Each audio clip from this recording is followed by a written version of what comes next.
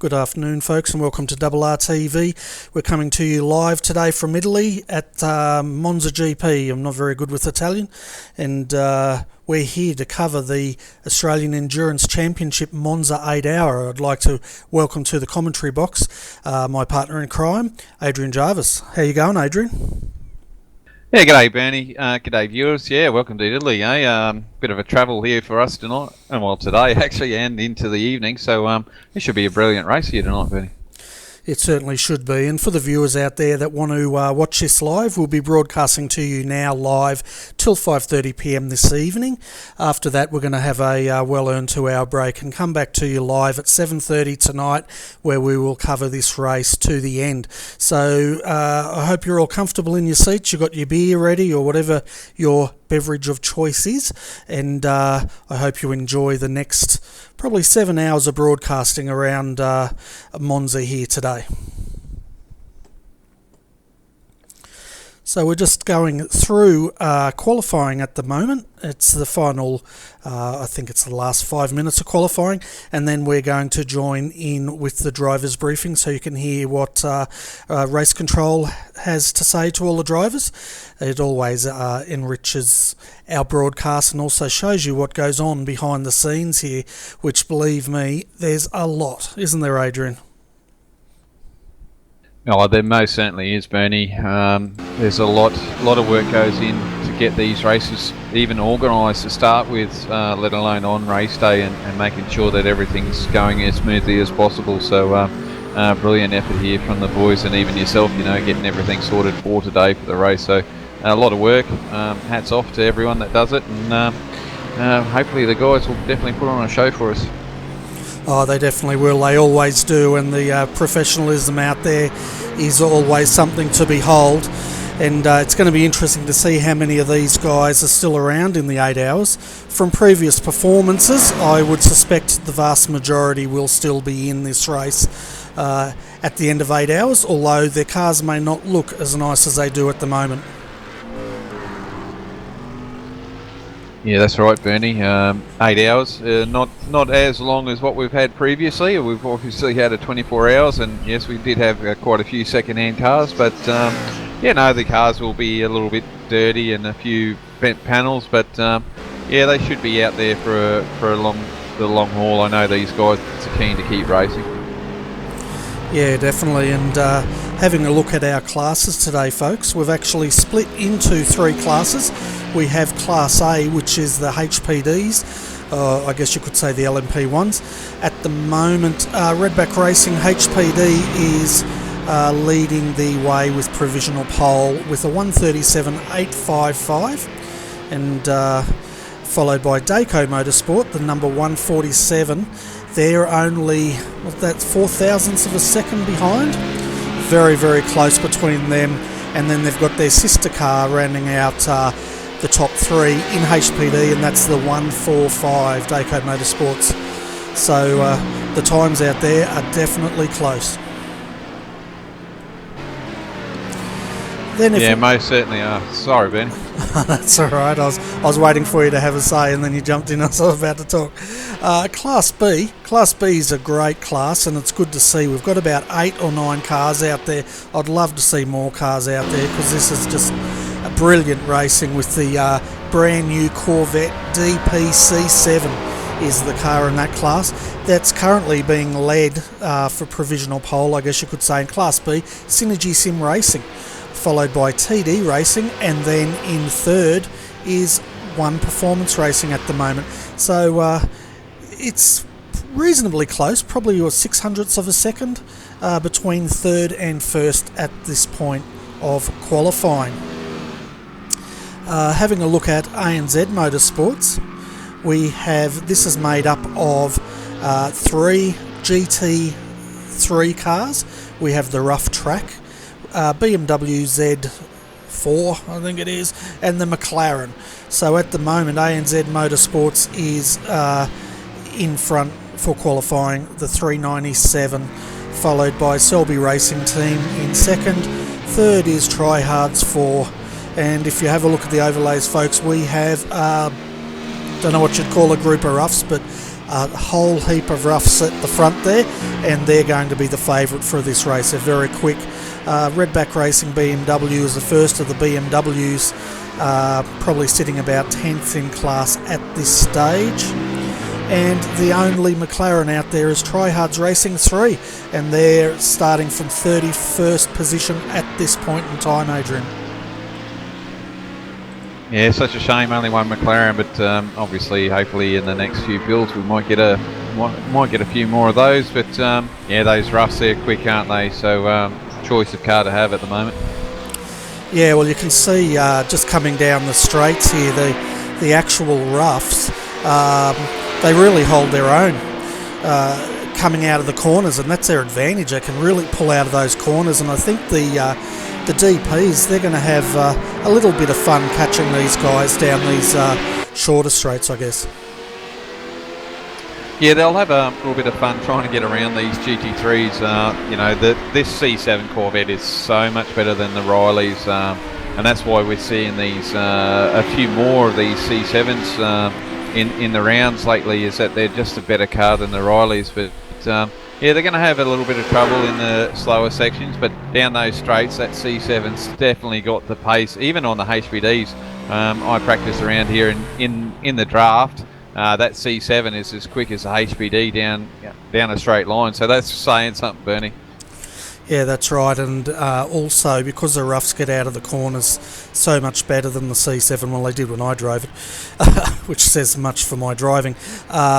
It takes a little while for the C7 to wind up and get past those roughs, so that'll be interesting to see. We're about 1 minute out from our driver's briefing now, and once we go live to that, we'll be cutting across to our race director, Scott Stevens, and he will take that briefing. But it's great to see all the nice paint jobs out there. Once again, these teams are definitely putting on a professional show for us today. Yeah, certainly are, Bernie, and yeah, it definitely gives a little bit more different meaning to get to hear what the race control has to say.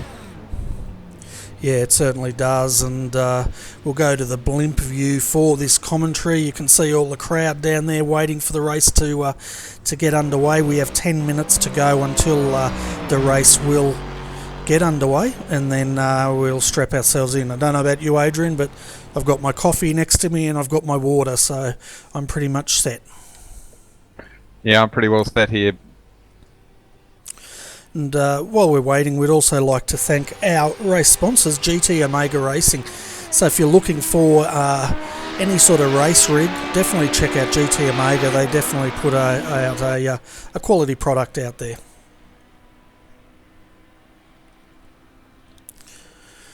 Once the driver's briefing's gone through, folks, which will be any minute, we will then take you through our track guide, and you'll have to forgive my Italian because I'm not that good, so we'll probably just shorten the names of these corners, I think.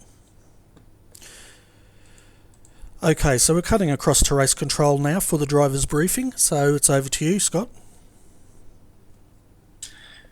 Good afternoon all, and welcome to round 7, the penultimate round of the Australian Endurance Championship.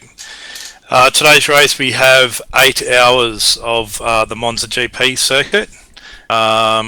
Just some information regarding today's race. So track temp is 44 degrees.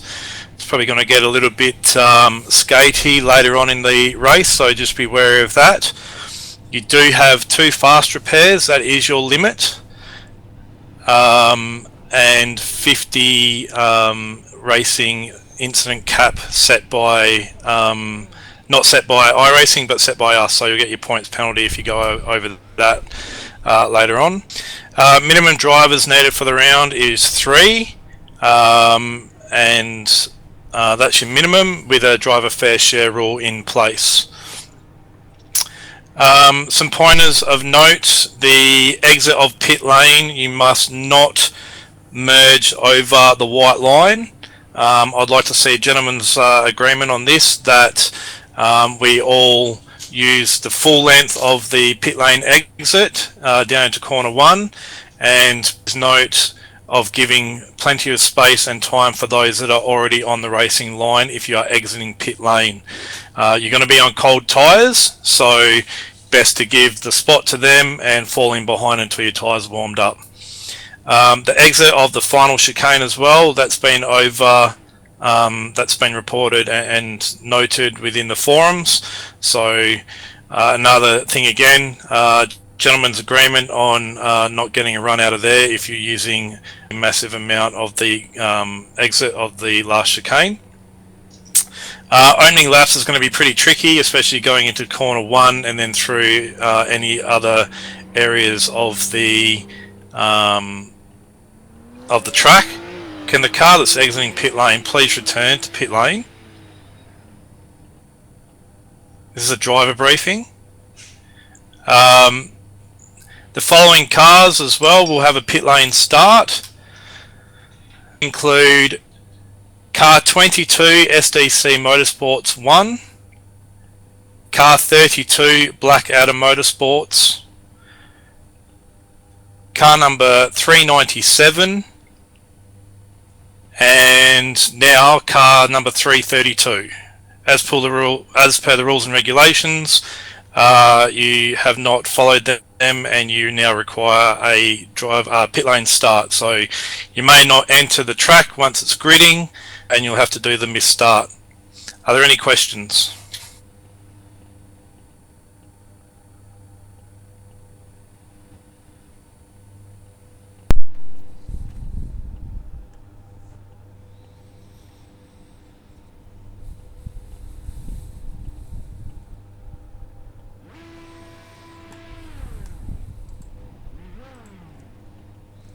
Yeah, it's a good point. I'd like to see that the HPDs keep to the racing line that they had when they were overtaking, especially in the braking corners. It's been noted during practice that the GT3s can actually outbrake you deeper into corner 1, but I dare say around other parts of the track. So if a HPD or a C7 moves across the line and pretty much cuts the nose off of a GT3 car, it'll be looked upon as a offence. So keep that noted, please, guys. Just try and keep as much to the racing line as you can when you've overtaken that car, especially going into the braking zones.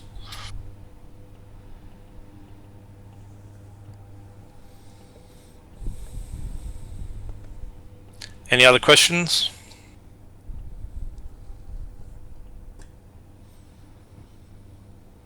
Well, good luck, everybody. I hope you have a good, clean and safe race, and yeah, take it easy out there on the opening laps, and you can now go and finish off the remainder of the qualifying session. Thank you.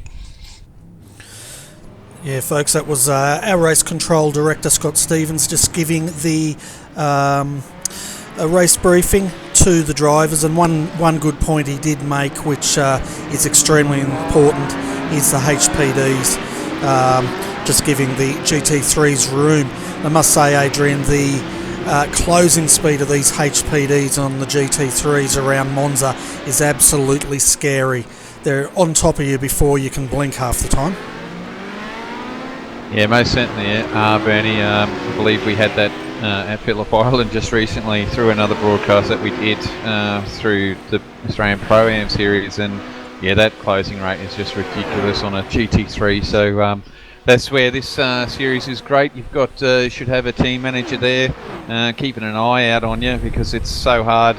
You really want to keep your eyes forward. So if you've got a team manager, he's there counting you down. So should be aware of what's around you and make this a little bit easier for the guys today. Yeah, definitely, and using the F3 box definitely helps. So, as race control was talking about, let's have a look at our track. Today, the track temp, 46 degrees Celsius out there, absolutely scorching, and the tyres on these cars are definitely going to know about it. The wind speed's an 8 kilometres per hour. Now, looking at the track, the areas of gentleman agreement that the viewers need to keep an eye on. The first chicane, the Variante, I guess you could call that, turns 1 and 2, extremely tight chicane there. Pit entry comes out on the inside there, so the guys have a bit of an agreement there not to interfere. they're exiting the pits, race control would like to see them give way to the guys coming through because they'll be on cold tyres. Having a look further down, the other area where race control has pointed out is turns 8, 9 and 10. They'll definitely be keeping a close eye on the exit of turn 10 and making sure the guys don't go too wide out there. If they do, they may get the wrath of race control on them at the moment. Well, at the time.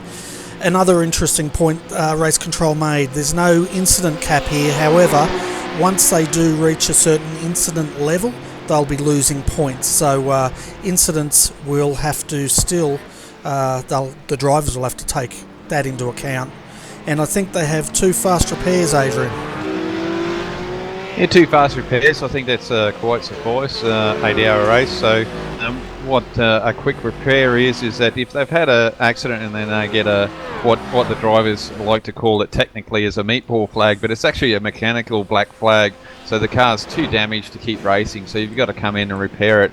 And with that quick repairs, we'll actually repair that car really quickly. So it's just like a blink of an eye. Car's all good to go. And off they go racing, but they've only got 2, so over 8 hours. It's it's one of those things that they've got to make sure that these cars are nice and clean. So you want to keep them spare for late in the race. Yeah, definitely. As we're looking at the back of Tryhards Racing 2, watching that HPD go flying past as he weaves his way, you're going to be seeing a lot of that today, folks. But before we get into the race, we'd like to also welcome Brent Tucker up here. He's going to help out in the comms for a little while. So welcome, Brent. How are you feeling for this race today? Hey guys, thanks for having me. Yeah, unfortunately I'm not racing at the moment, but once again, like Spa, we have 2 drivers from All Star Motorsports teaming up with One Performance in the 243 DP. So good to see that alliance, I guess, continuing.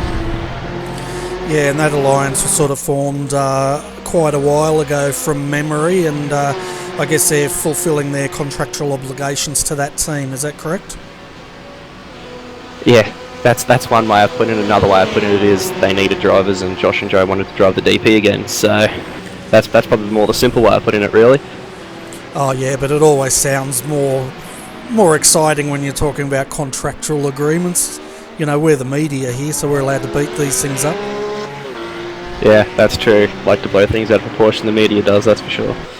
That's right. But anyway, we're just finishing off our final of the warm-up now, and then we'll be going to pretty much the race. So how are you guys feeling about 8 hours around here? What's the prognosis, or what's your tips?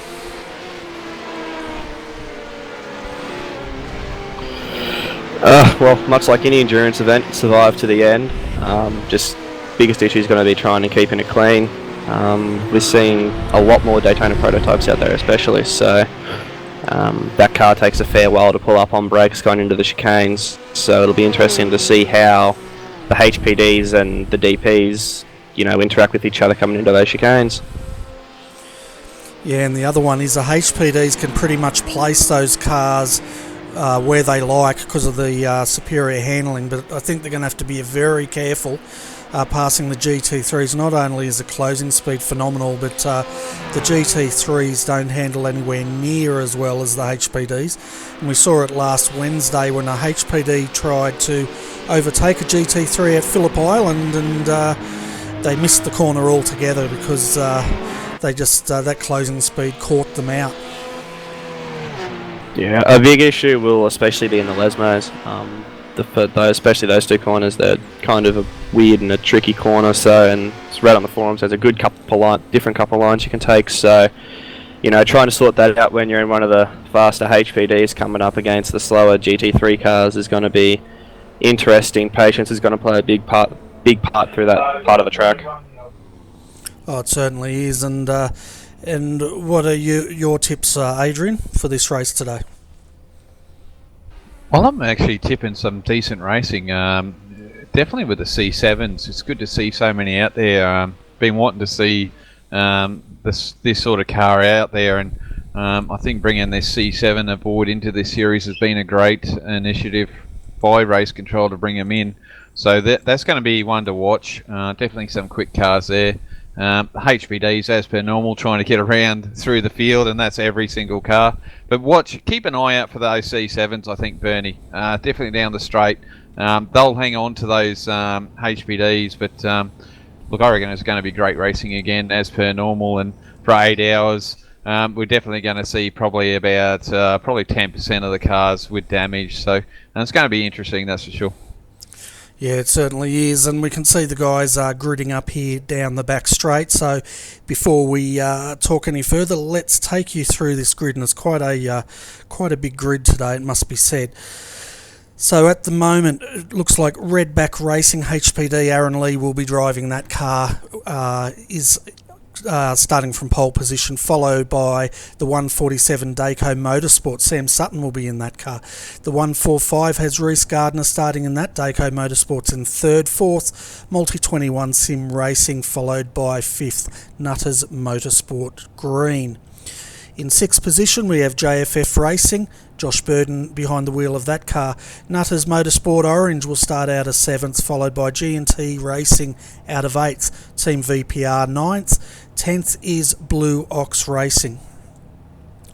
11th, the first of our Class B, and that is Synergy Sim Racing with Michael Schreier behind the wheel, followed by 1 Performance Racing, starting 12th, second in class.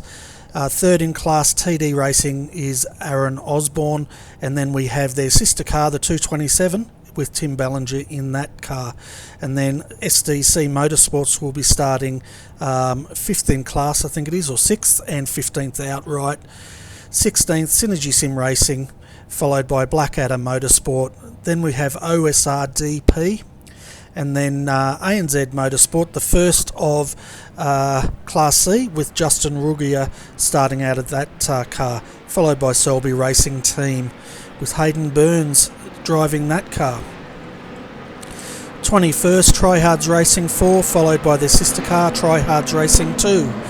And then Tryhards Racing 5 will be starting out of 23rd. Look at all those roughs. 24th is Laser Racing, followed by the Redback Racing BMW, and the first BMWs in Class C, starting from 25th. 26th, Oceanic Sim Racing, followed by LMM Touring International, Pagny and IRFF Racing 28th. 29th, Blackadder Motorsport. 30th is Blackadder Motorsport, the 368. Then we have the first of the McLarens, Tryhards Racing 3. Rick Summerhays behind the wheel of that car. Then the 317 Pagny and IRFF Racing. 33rd, Tryhards Racing, Blackadder Motorsport 366 out of 34th. And that rounds out our field. So let's go racing, guys.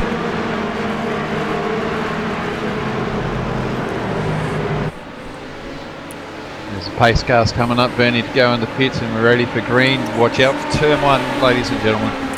Oh, it's going to be full on, isn't it? As I'm quickly trying to get our all my things going, we can see the leader, Aaron Lee, taking the guys down first. So Class A is away, first corner. Let's hope they all behave themselves. Look at that gaggle of cars as Dayco Motorsport goes out wide. We've already had a hit between teammates in Class B further down. Oh, look at the traffic jam here. They're all keeping going. And we've got a car turned around. That was one of the TD Racing cars. That might have been Tim Ballinger there being turned around. It was Tim Ballinger. Yeah, unfortunately the luck doesn't continue for that car. They had terrible luck at Spa, the TD Racing guys, but there was contact between Dean O'Brien cutting across the track, and then the two TD cars had nowhere to go but book each other. So unfortunate for Ballinger, but it's a long race and we're only a couple minutes in. So yeah, that's right. So Redback Racing's leading the way at the moment, followed closely by the 2 Dayco Motorsports cars. Sam Sutton driving the 147, followed by Reece Gardner in the 145. So that's our Class A, and it looks like Adrian, the Class A's got away very cleanly, and the incidents were down in Class B there.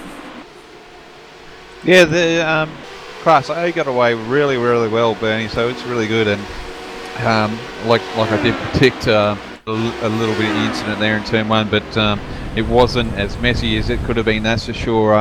If you get a car turned around there, it can get real messy real quick. So they all did a fantastic job there, getting through turn 1 straight off the first lap. Yeah, in Class B at the moment, that's being led by TPR, and he's coming in the pits, so obviously Dean O'Brien got damage from that incident, and the car, Todd Parks, also in, so that brings Michael Koroloff up into second in Class B, followed by Wayne Jaffa, the first of the Class C cars, so and we can see there Hayden Burns is having a bit of a go, so the Class B cars, they've definitely come out of this heavily with quite a number of them in the pits at the moment. Yeah, I think Todd Parks will be in there for a drive-through penalty, because looking at the replay there, he was nowhere near up far enough to make that move on Tim, and that's the reason why Tim has to come back from the rear of the field essentially after that turn 1 contact. Yeah, and we can see Tim Ballinger's had to make that pit stop. That's not what TD Racing wanted. 3.3 second stop to repair that damage. Aaron Osborne also has, from TD Racing, has had to come into the pits already to get that car repaired, as well as Dean O'Brien. The other cars that I have had in the pits, I'm not sure what for, was Martin Carroll, Daniel Johnson, Justin Rugia looks like he's had to take to the pits according to my overlays as well, and Darren Bull. So guys, it's quite an exciting start to this race. Yeah, Benny, I might get, I think about 3 of those cars would have been starting from lane through to penalties handed out from previous events, and also I think there was one car that got a penalty through the driver briefing there, exiting pits while the driver briefing was on as well. So I'd say probably about 3 of those were already handed out or were sitting in the pit lane before the race start. Yeah, I'd say you're right there. We know the number 22, the one SDC Motorsport, did have a pit lane start penalty. So the others there that probably started from the pits, Daniel Johnson, Justin Rugia, Darren Bull and Craig Galbraith.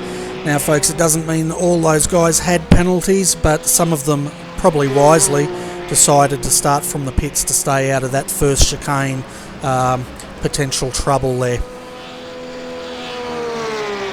And a quick update there, Bernie. AEC has also introduced drive-through or black flag or penalties over the airways now, so that there's no mistaking what's happening. And I've just heard over there 334 has got a drive-through penalty, so there's a penalty. So we can keep up to date now with what's going on and get these viewers keep them up to date as well. So it's going to be a little bit harder. I'm going to have a lot of noise in my ears, but keep you up to date with that as well, viewers.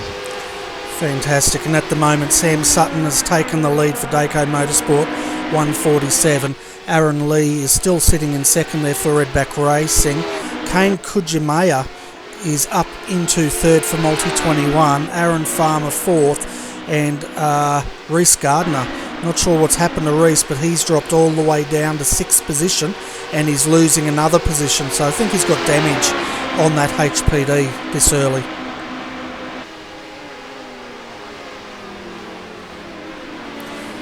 I'm just going to go back to a replay now, folks, and just have a look at what happened to Reese.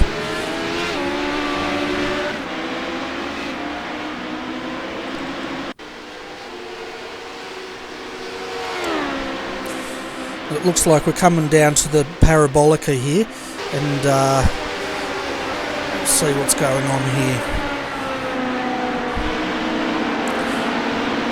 It's gone a little bit wide, but that's not enough there to cause damage to that car, I don't think, guys.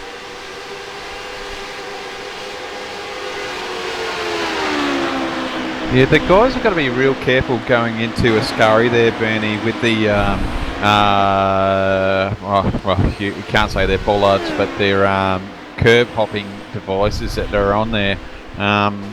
Through practice a couple of weeks ago, I I took the C7 and I actually overshot the or cut the corner, as you could say, and it put a lot of damage on the front of that car. So it could be that. I mean, the HPDs are that low, it could actually damage the car, and yeah, you've got to be real careful through a scurry there. Yeah, and it doesn't take a lot of damage. We saw on Wednesday night in the Pro-Am one of the HPDs going off at Phillip Island, and it hopped across the grass and damaged all the floor there, which upset all its downforce. Having a look at the moment on Class B, it looks like Michael Schreier's out there all by his lonesome there for Synergy Sim Racing. He's got 11 seconds over Mike Koroloff in OSRDP, and then they're pretty much the only two out there at the moment, because then we have the first of our Class C, Hayden Bird's Selby Racing, and then Martin Carroll is trying to get past him for SDC Motorsport. On the topic of Reese Gardner, Reese has just come into the pits. I'm not sure if that was for an unscheduled pit stop or whether that was scheduled or damage or what, but he's now just exited and coming out into the first chicane. Yeah, I'd say that was unscheduled, a 6.7 second stop. I reckon he's had some sort of floor damage on that car and he's had to get it repaired, which is quite costly. If that's the case, that'll be one fast repair down with 7 hours 52 minutes to go in this race. Yeah, a lot of the guys from that flat one contact are going to be careful from here on out. You know, you really don't want to waste that final fast repair when you've still got over 7 hours 50 minutes to go. Well, that's for sure, and I'm sure with that contact in the first corner at the start, a few of the teams probably had a few words to say to each other over that, because the last thing you want to do coming into an 8 hour is have contacted in the first corner. It's not the ideal way to start the race, but then again, that is racing. These things do happen. So the guys just have to, you know, head down, bum up, and truck on hard. Yeah, that's right. And we've also got Luke Emerton up here in the commentary box. There's all four of us at the moment, which is great. And welcome, Luke. How do you see the start of this race from your perspective? Yep. Evening, everybody. Afternoon. Yeah. Didn't look too bad, but yeah, that first corner was always going to be a bit messy, but with one of the DPs going around right in the middle of the field, I was surprised they didn't give each other more of a gap as we normally see in the Enduros with the different classes kind of spreading out. There's kind of a bit of a gentleman's agreement there, but they all seemed to bunch up, and of course it was just a concertina effect. Once that DP went round, he got out of the way pretty quick, but everyone seemed to check up into each other after that. Yeah, that's right. And because we've got three commentators up here at the moment, Adrian, I think I'm going to let you do some lead commentating for a bit, and I might just sit back and operate the cameras. What do you reckon? Yeah, that's all right, Bernie. I was going to say, geez, fancy jumping me into it, but no, it's cool, mate. Now we'll sit back and move the cameras, and yeah, we'll see if we can fumble our way through at the moment.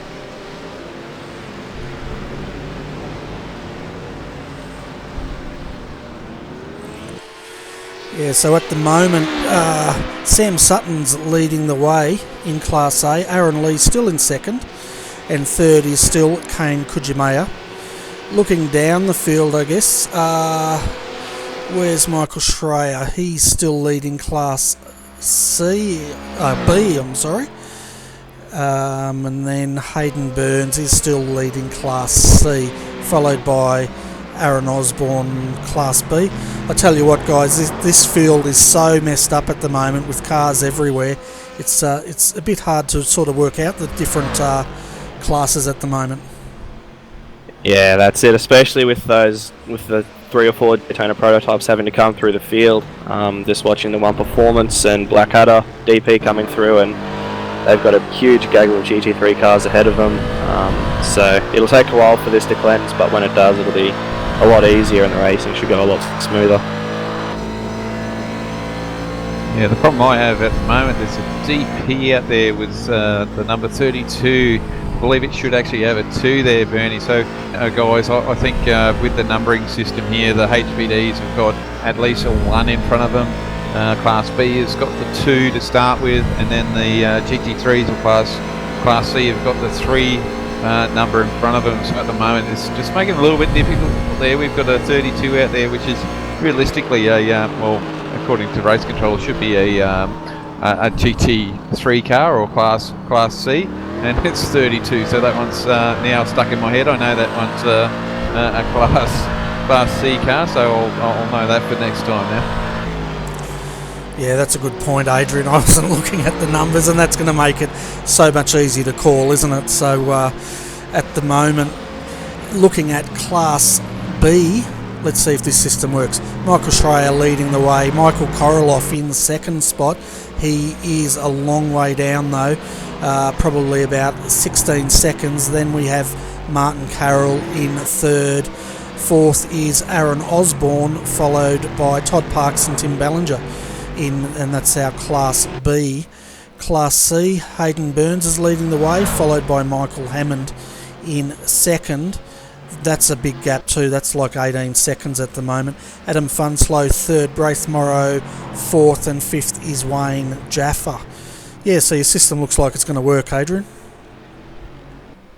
Yeah, thanks, Benny. It's not my system, it's race control, so it just makes it easier for us as commentators, race control and the viewers alike to understand who's doing what. And I can see here Aaron Lee at the moment, because my cameraman's just going to shoot through all these different angles at the moment. He's actually starting to run through the GT3 cars, so HPDs on lap 8 are running through the GT3 cars, so it took a little bit, but they're getting through them now.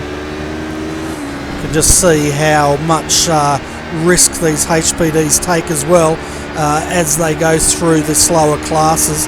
We're just riding there with Aaron Lee as he had to really coast before he could get that move made.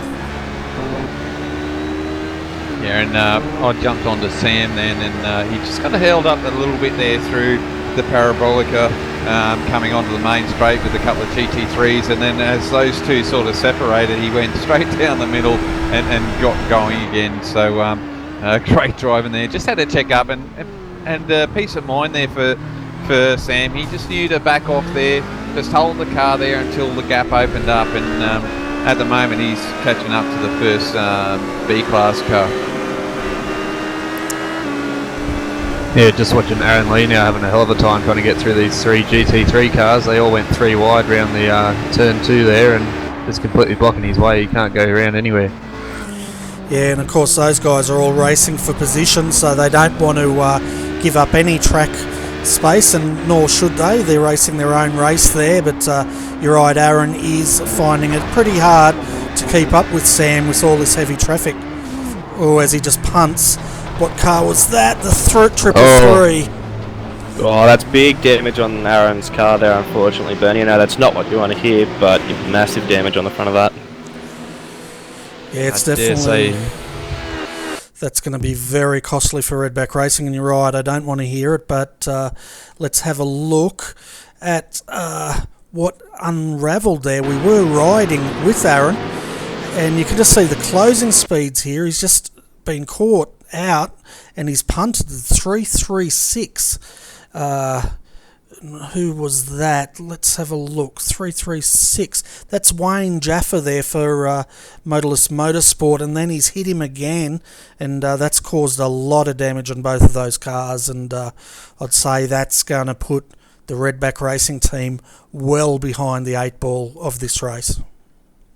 Yeah, as you said, he just got coming into the second Lesmo there. He just got caught out by the amount of time the roof to brake, and that's unfortunate, but still an 8-hour race, so...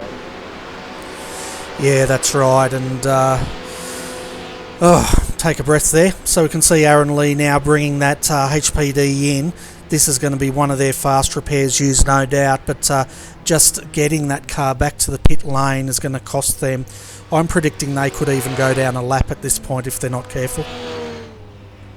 Yeah, I dare say Bernie may be lucky that he doesn't get a slap on the wrist from race control there with an unavoidable contact. They've been pretty uptight with their few drive-throughs already in the first 10 laps or so, so he'll be lucky if he gets away with that. It was, as you say, it doesn't help the closing speeds, but he did get into him fairly hard, so we'll see what happens there, but maybe race control might deem that he's already lost enough positions through the damage that he's received. So we'll see how we go.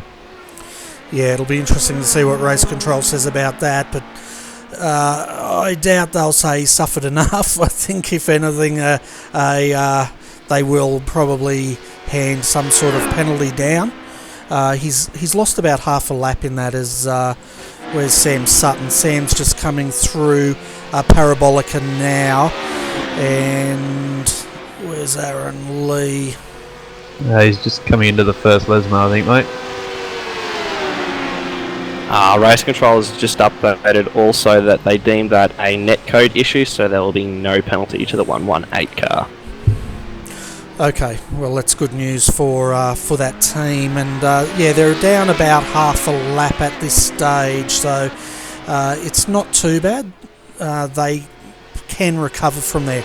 Because we're running live with race control, all it's going to take is one safety car, and that gap should be made back up again.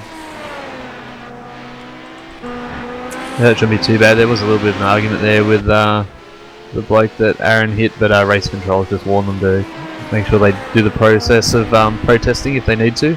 But it did look very strange that when he did run into him, like, obviously he's not going to do that deliberately, but always he nearly takes out a DP there as well on the way through the last corner.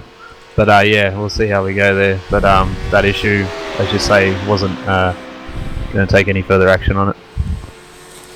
Yeah, and this is when the team manager just needs to contact Aaron and let him know to calm down a bit and get back into that rhythm there, and just push forward. They've got 7 hours 41, so nothing to worry about at the moment. But in Class A at the moment, Sam Sutton, Daco Motorsports leading the way. Kane Kujimaya is in second, and that brings Josh Burden up to third for GT Omega Racing, or JFF Racing, I should say. So those guys are coming through the field. Yeah, sorry, Benny. There's been a big crash at the second Lesmo between Dave Mutton in the VPR car and car number 166 and one of the other LMP2 cars. Big accident, one of the cars almost flipping, so you might want to go back and have a look at that one. Yeah, well, thanks for that. We're just bringing it up now and see if we can catch what's happened here.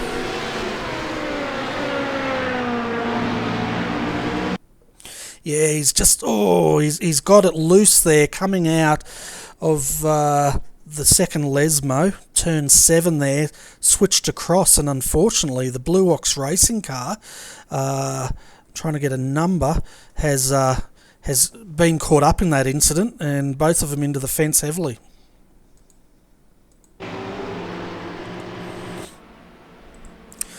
So it shows just how quickly they can lose control of these HPDs. He was just off in the grass, and we can see now Team VPR, the 166, just limping around to bring that car into the pits. So there's been a heck of a lot of action out there already, Luke. Yeah, you're not wrong. There's a little bit going on. Another drive-through was just issued through race control. I didn't quite catch the number on that, but another avoidable contact issue. So yeah, they're really clamping down on that tonight by the look of it. Yeah, well, it's a long way to go, and this early in the race, I must say the guys, some of them are pushing pretty hard for considering we've only been in this race for 20 minutes. So what's your thoughts on the race so far, Brent? Glad I'm not out there, to be brutally honest, Bernie. It's been definitely been full on. I wasn't expecting this much carnage so early on with only 24 minutes done. So, a lot of the cars have already had fairly major incidents and only have one fast repair remaining. So it's going to be a long and technical race for them to try and manage that, that's for sure. Certainly is, and a lot of the big teams in Class A have copped those fast repairs very early on, so they're going to have to, as you said, really manage that for the next 7 hours and 40 minutes. Yeah, that's it. It's just going to really come down to driver patience, really, especially in these faster cars. Monza's, it's not a difficult track to drive at, it's a difficult track to be fast, and there's a very, very fine line between pushing and then over pushing and stepping over that line. So think we find in a lot of them are just pushing that little bit too hard, a little too early on. Yeah, that's right, and we can see the Tryhards 5, that's Wayne Jaffa behind the wheel of that rough. That was the one that got rear-ended by Redback Racing HPD, and unfortunately that car's been sitting in the pits for quite a long time, so they mustn't have used their fast repair, and it must be doing a normal repair, so that's going to be extremely costly for those guys. Yeah, that's unfortunate. That's another thing the spotters have got to be careful of, you know, whether or not that was a human error or whether that was strategy to try and reserve it for later in the race, we can't really tell.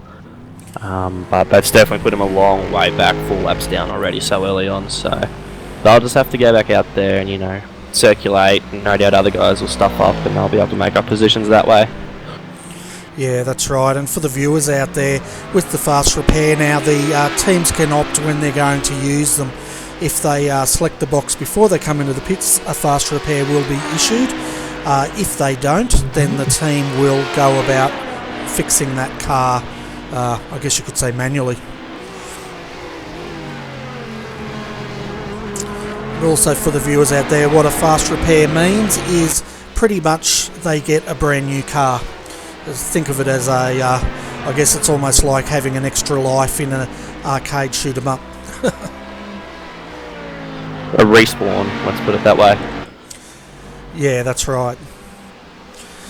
But I'm with you, Brand. To be brutally honest, I'm glad I'm up here because that race, it looks like all these guys have either got out of the wrong side of the bed or had too many wheat bix and are all G'd up. It's certainly looking that way, but you know, still a long way to go, over 7.5 hours left, so it's definitely going to be an intriguing race for, you know, the DPs that are down the field, and, you know, the likes of Redback Racing and Blue Ox Racing that have to work their way back up to contact with their partners in crime, I guess you could say, so it's definitely going to be an intriguing race as it nears the halfway mark and towards the end. Yeah, folks, and what we're going to do now for you is we're going to do a lap with our race leader, Sam Sutton from Dayco Motorsports, 147, so crank up the volume and enjoy a lap around Monza in the HPD.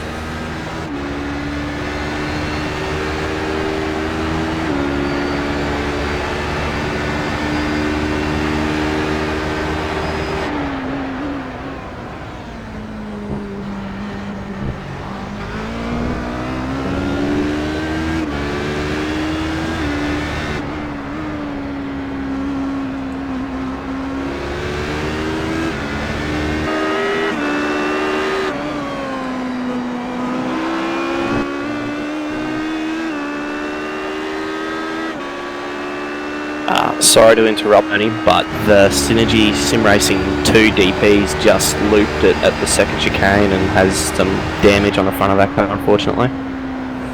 Okay, do we have a car number that I can jump to, or a driver? Car number is 31 with Todd Parks behind the wheel currently. Okay, thanks, mate. I'm not sure if I've got that up here.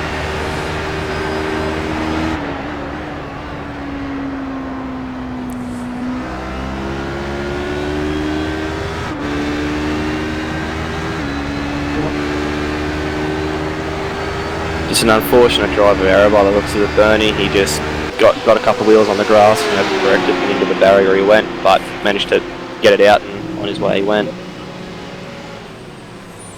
Yeah, fantastic. Thanks for reporting that. For the viewers out there, when an incident happens like that, I can only see the off-track, so if they don't get an off-track, they don't appear on my telemetry, which makes it really hard to bring you the action. But while that was unfolding, we stayed with Sam Sutton for a lap around Monza, and we'll do that again later in all the different types of cars, so you can get a feel for the different speeds these cars have around this track. Yeah, Bernie, just 332 just had a spin at Retapilio there, the first chicane, so all good now. He's going again, so a little bit of issue there for the rough driver. Yeah, thanks for that, Adrian. There's a bit of that going on at the moment, isn't there? Yeah, I think the guys are just pushing it a little bit too hard, and just got to settle down a bit. I think they forget they've got another 7.5 hours to go before they finish. So just got to calm down, get a rhythm going, and two, it's hot. I suppose that's what's probably catching them out. Hot track, tyres are getting hot quicker. If they overdo with the tyres, they're gonna let go a lot quicker. So they're gonna have to be careful. Well, that's it, Adrian, and I know that Shane Van Gisbergen has been putting up a fair few practice sessions, but they were very, very cold and very grippy. So, like you said, this may have caught a few of these guys out. It's very feasible that could happen, but it'll be interesting to see how the rest of the race pans out. Yeah, so the driver in that 332 was Darren Bull for Tryhards Racing 1. And they're sitting at the moment in 31st position outright.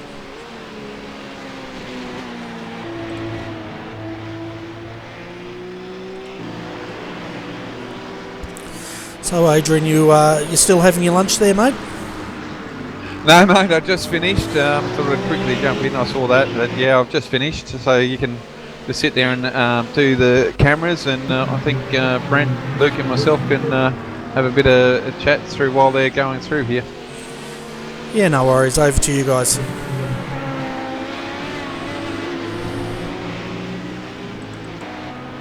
After the early misfortunes of the 243 car, they're certainly starting to make headway back into the DP field. They're back up into 5th in class and closing on the 2 GT racing cars as we speak. So Dean's really been pushing hard. So it'll be interesting to see how that car can hopefully catch up to Synergy 1, considering they've been there or thereabouts with that car all week. Hey guys, and just caught a glimpse of Adam Funslow. He's normally in a rough.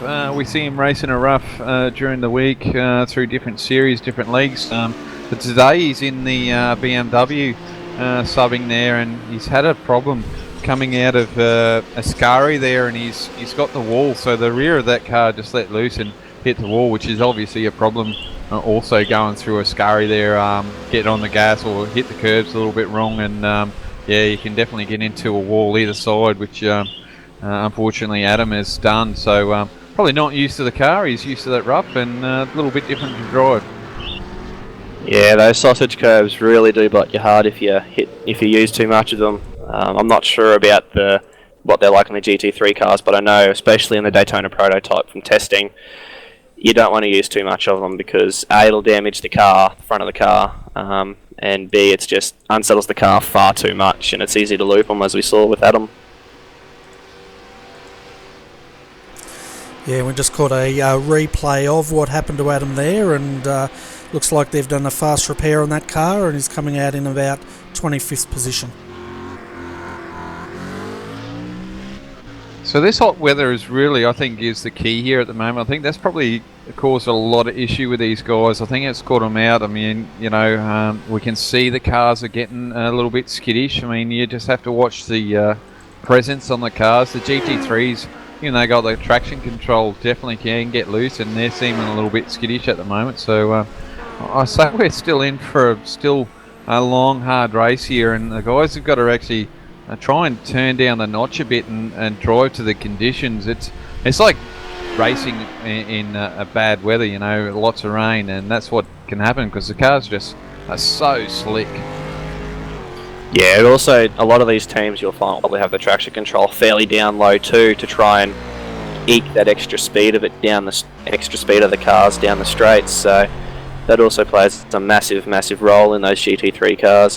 When you turn it right and you're driving pretty much with absolutely no control at all, and the slightest amount of wheel spin and misuse of the curb will send you around. So that'll be something they'll really have to manage, but they can turn that up and down in the cars as they're going along. So be interesting to see if they play with that or not.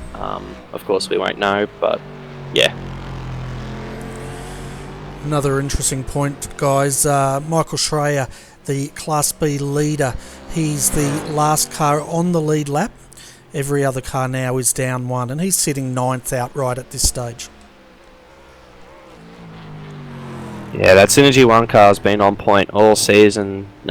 Michael, Reese and David have just done an absolute stellar job in that car. They've been at the pointy end of the field of the DP series, DP class, right from the get-go. So well done to them. They've transitioned to the DP very nicely, and they're certainly a force to be reckoned with in Class B. Oh, they certainly are. And second at the moment is SDC Motorsports, Marty Carroll there in the number 22. And that car's looking nice and clean now with their sponsor. It looks like Simpit is behind them. Yeah, I know Simpit's been a long time supporter of the SDC guys throughout all their classes they race in. So good to see Simpit getting some coverage through the AEC as well.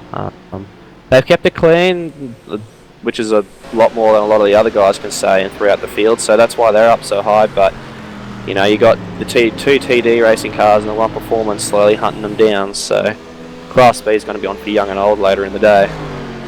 Oh, for sure, and I'm sure, Adrian, you're pretty happy to see the two TD racing cars sitting third and fourth in Class B at this stage. No, it's good to see. I know how hard these boys work to get the cars in a position, so obviously with that incident in the first lap wasn't nice to see. I know how much work they've been putting in all week. You get to talk to the boys, and they were looking forward to racing today, as they do with all their racing here on iRacing. But yeah, it's good to see them working their way back. But yeah, it's a bit of a hard cop there, seeing the guys have to come in and get their cars fixed and got a fast repair. And this track's so harsh on some of these, especially through a scurry there. You get just a little bit wrong there, or even some of these curves. And oh Jesus, there's a little bit of incident there back here with Braith Morrow and Martin Carroll there. They got all a little bit mixed up there, but yeah, no, they'll be fine. They'll keep pushing forward, and it should be a good race for everyone tonight.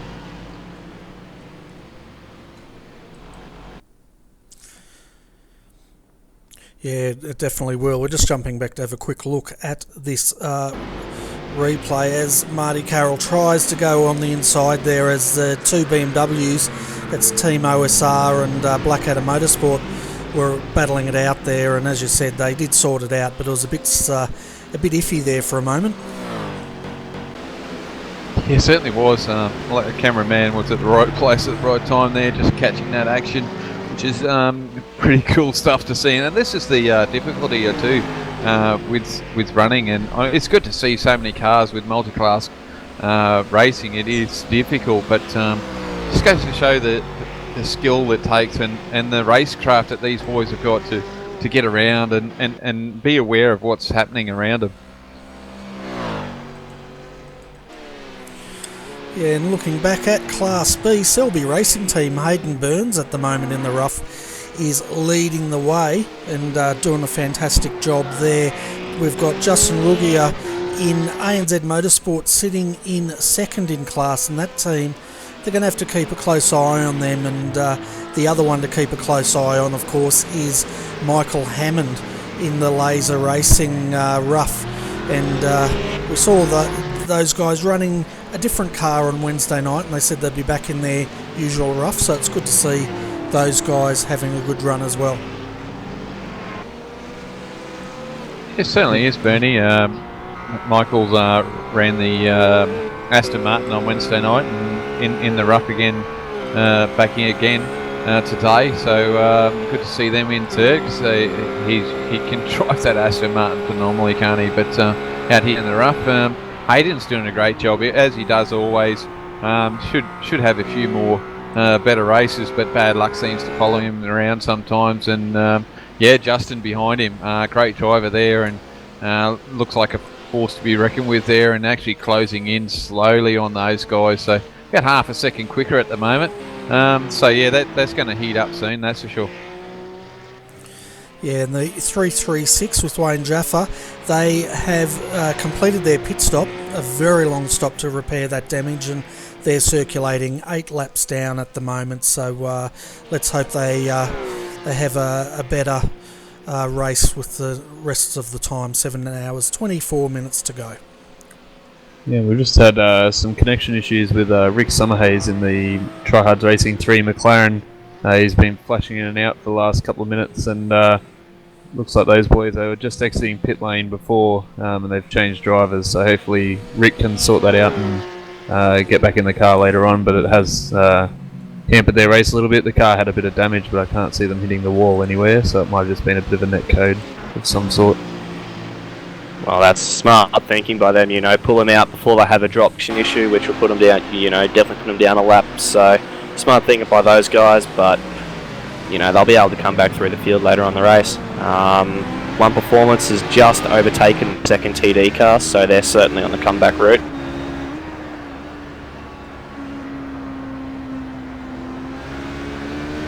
Yeah, so you've now got Nick Dunkerson back in that McLaren, and it's now circulating again. Got a little bit of rear right wing damage, but car seems to be okay other than that. But yeah, he just completely dropped out, and then the car reappeared in the pits. So I dare say his connection's just a little bit faulty there at the time.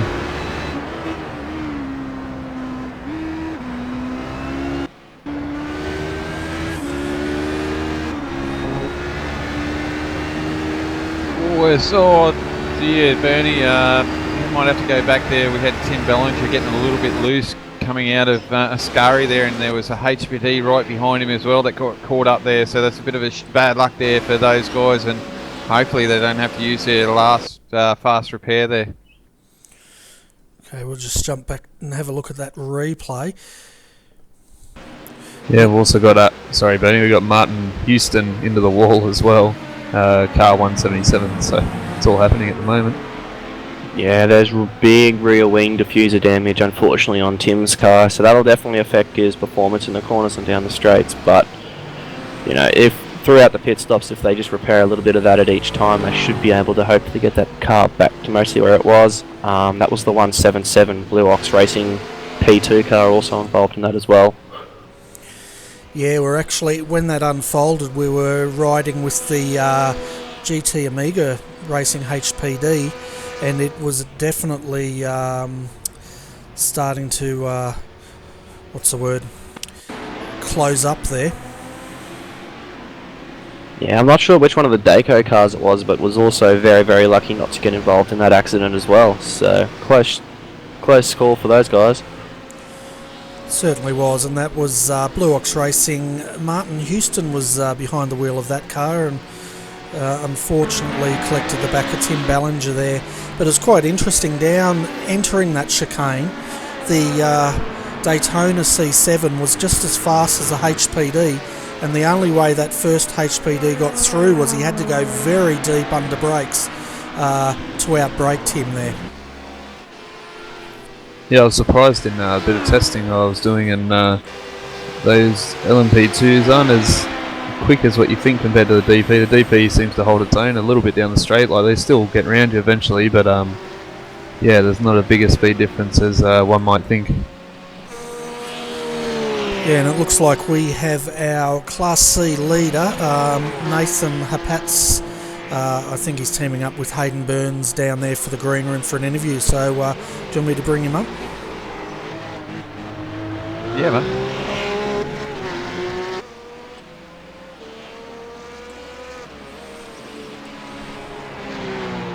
Hey Nathan, welcome to the Double RRTV commentary booth. How's the race looking at the moment? Hayden's doing a great job. You guys must be pretty chuffed at the moment, but it's a little bit scary as well.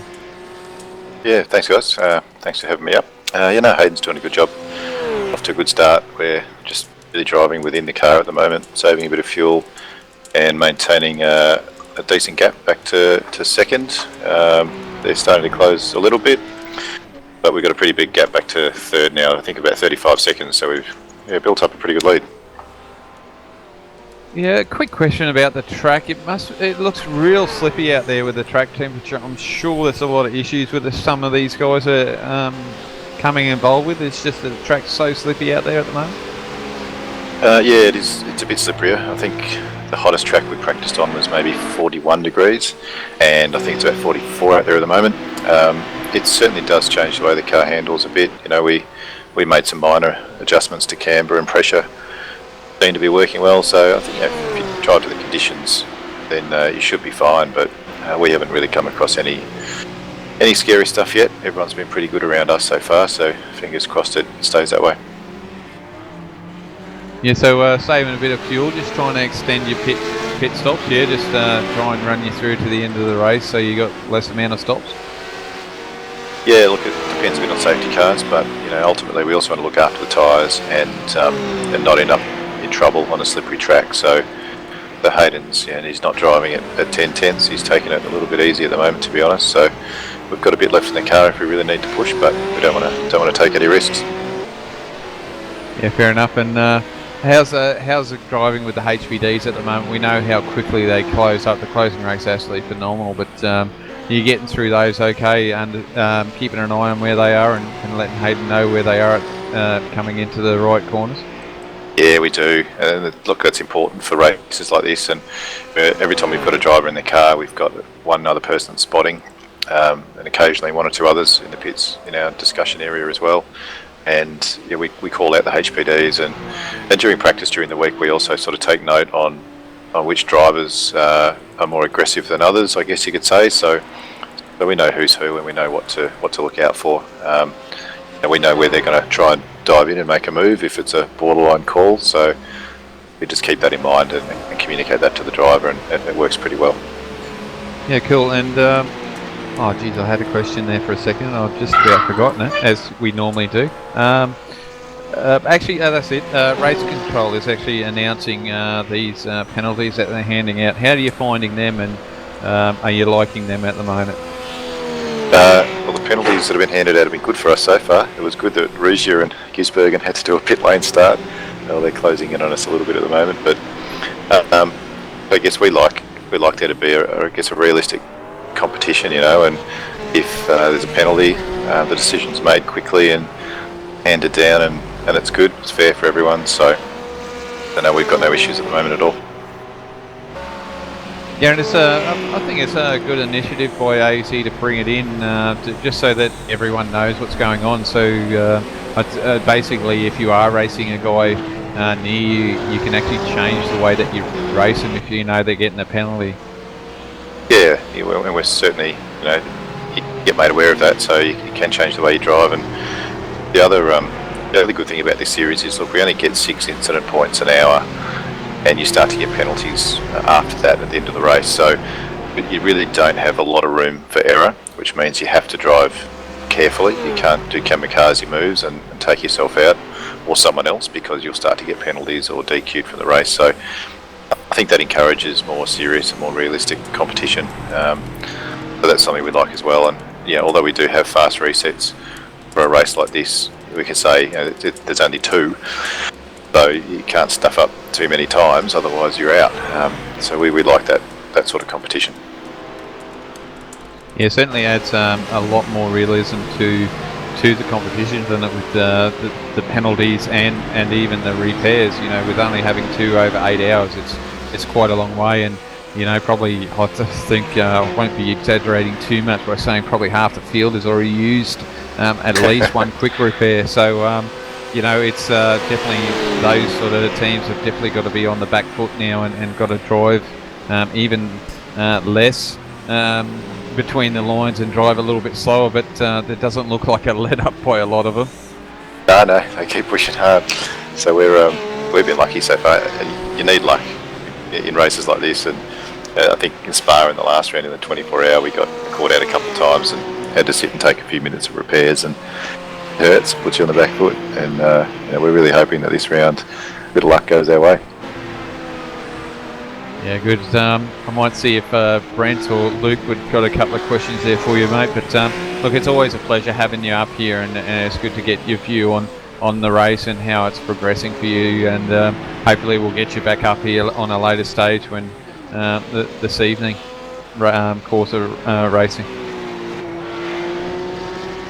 Hey Nathan, Brant here. You guys are going fantastically so far. What's the hot track like? Did you guys do any testing with like a hot track, or were you guys just mainly focusing on a cooler, less slipperier track?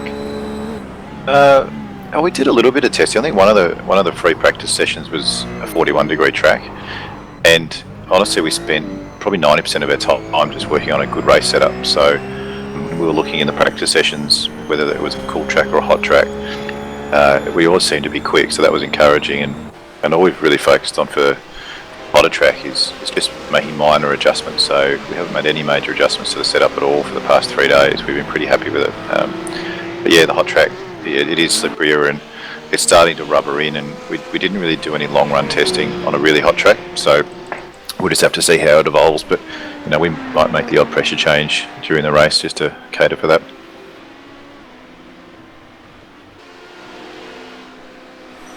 What's it like offline? Because I know that sometimes in a GT3 spec car you have to go offline in order to, you know, avoid the HPDs. What's it like going offline with the hot track and the marbles starting to build up on the outside? Yeah, really don't notice it too much when the tyres are fresh, but you know, halfway through a stint or now, for example, we've been running for over 45 minutes. Yeah, if you do get offline and you're on the brakes and on the limit, that's when the car can start to get pretty loose, so you have to give yourself some extra braking room and be pretty careful. So just watching Hayden get overtaken by 2 HPDs in the chicane at the moment, which is a bit hairy. Yeah, you have to be really careful on the limit.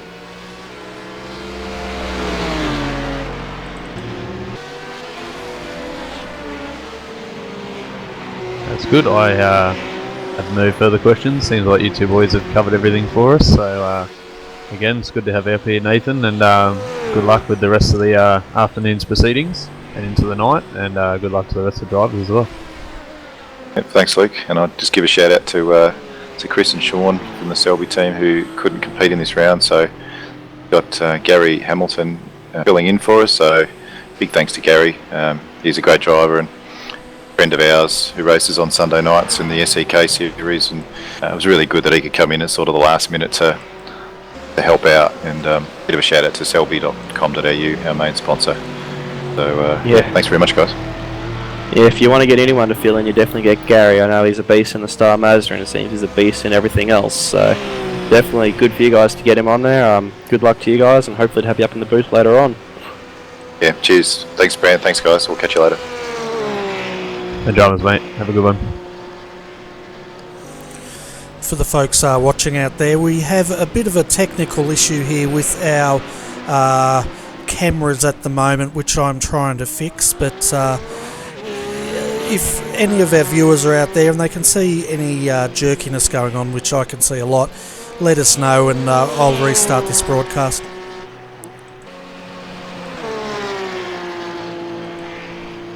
I did post a question up there earlier. There was a few incidents there, Bernie, earlier about the streaming, but I've got nothing back at the moment. We've got 15 people there watching, so if you can just let us know what's going on. Obviously, Bernie can restart it and get it going, so we got a better, clear view for you viewers. We're definitely about you guys and want the best possible view for you guys. So let us know if we need to get something sorted.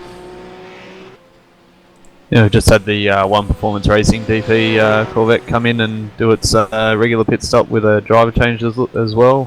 Joshua Rogers now taking over that car. Had a bit of minor damage, and looks like they might have just fixed that up without using a fast repair. So they're back out on track now, and so it looks like we might be seeing a lot of the cars start to come in for their first scheduled pit stop.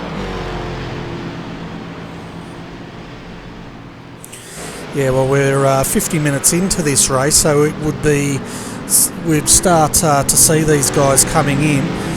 Because of the incidents earlier on, though, some of these guys are going to be on a completely different strategy, I guess, or pit time. So that'll be interesting to see how that plays out. It'll be interesting to see who tries and grabs the undercut on their opponents, or who decides to stay out longer. You know, track position, we haven't had a safety car yet, but you know, when those cars do inevitably come out, you do want to have that track position over your opponents and, you know, slightly fresher tyres. So strategy is going to start to play a big play here, you know, whether or not you double stint or whether you're a driver swap. So lots will be going on, and it'll be interesting to see how it all pans out. There's a few little interesting battles starting to occur here. You got Simon Black in the OSR BMW getting followed by, who is that behind him? Braith Morrow in the 367. It's for positions 21, 22, and so yeah, with these pit stops coming around, definitely that undercut will come into play with a few of these cars within a couple of seconds of each other.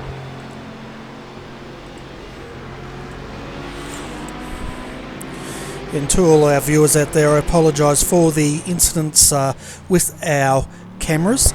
I'm thinking what we will do is stop this broadcast here while I sort out the graphics, and we will be back with you very shortly. So stay tuned on our channel, and we should be back in 5 minutes with hopefully smooth graphics.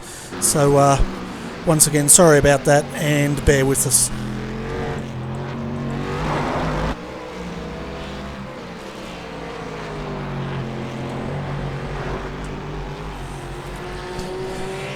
Okay folks, sorry about that. We are back to live pictures now, and we should have hopefully a lot smoother graphics there, and once again I apologise for that, but it's better to fix it earlier on than going the full 4 hours with jerky graphics. So if the graphics are still playing up for you folks out there, let us know and I'll see what else I can do to make it better. But anyway, it's back to our commentary team, Adrian Jarvis, Brent Tucker and Luke Emerton. Yeah, thanks for that, Bernie. I'll keep an eye on it on my end as well, just to make sure everything's fine. Looks like everyone's going pretty well there, guys. I haven't seen too many incidents at the moment. We should be getting a few pit stops going through now, but yeah, the boys are racing pretty good. They seem to have settled down now. Yeah. We're focusing on a good, well, I'm looking at a good battle here at the moment between the 367 Blackadder BMW and the OSR BMW, just chopping and changing positions, so shaping up to be a good fight between them for a race long, for the rest of the race, so we'll have to keep an eye on that. Yeah, just coming into the first chicane now, and Simon Black looking up the inside. He was leading this battle as we went to our little mission there, and got overtaken during that, and, but he's not given the position up too easy. He's keeping with him, and it's good to see Simon out there having a race. He normally does a lot of admin for a lot of the hosted series, V8 development series and that we do, so yeah, good to see him out there in the car and a bit of a drive himself. Definitely, that's for sure. He does a massive amount of... Oh, no, and he's just been tagged by Braith. Oh, one of the HPDs. There's a big incident here. There's just everyone's pulled up. It's really a blind corner as they get a bit crossed up there. So I'm sure that's going to be probably a race through, drive-through penalty there, guys. I think that was sort of unavoidable contact there, I think. Yeah, definitely. I mean, Bernie had 3/4 of his car at the inside there, and just on the switchback, he's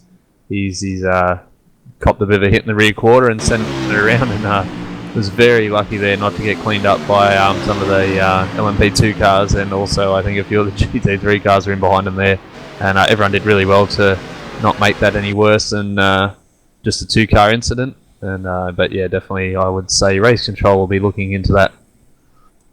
Yeah, kudos to the guys that came behind. One of the Blackadder cars came so close to swiping the front off that OSR car, but luckily nothing happened, so unfortunate way for that battle to end, but no doubt Simon will be able to pick his way back through the field, and we'll see it commence all over again. Yeah, so it looks like we've had a few pit stops there with the HPDs there at the moment, but might quickly go through the top 5 here at the moment for the HPDs. We've got Sam Sutton there in the lead. He's got about a 17 second lead at the moment. We've got Aaron Lee back into second, so they've done a fantastic job there to get back into second. James Owen there in third. We're doing a great job there in Multi 21 Sim Racing. And then we've got Bobby in fourth, and then we've got David Jellings up here in fifth. So those guys are definitely coming away, and may as well stick Reese in there as well. He's worked his way up, and actually if we go back to Bobby and David, that should be a good battle. They're only a 1 second gap there, guys.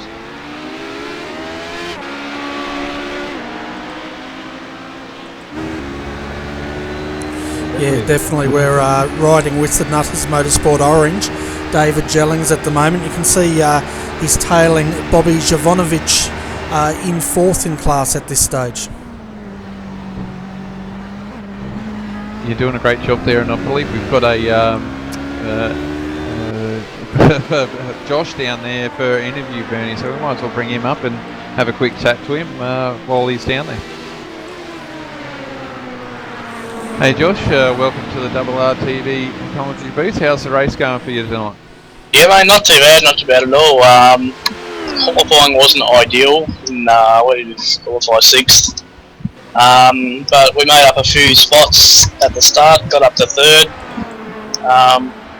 Currently 4th. So yeah, not too bad at all.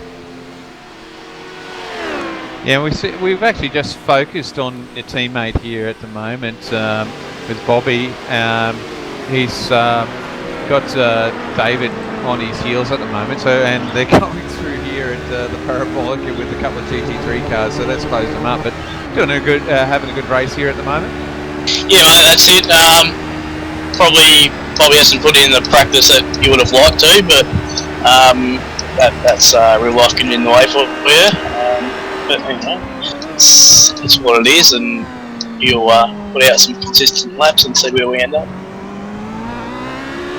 Yeah, and the track conditions today, I think this is going to be a big talking point. The 44 degrees heat, and especially at the start of the race, conditions are not really well suited for these cars. They're a little bit skittish. So, how are you finding HBD? Is it a little bit more skirmish now? We know they've got fantastic downforce and generally great through corners, but these things should be finding it a little bit more difficult than normal today.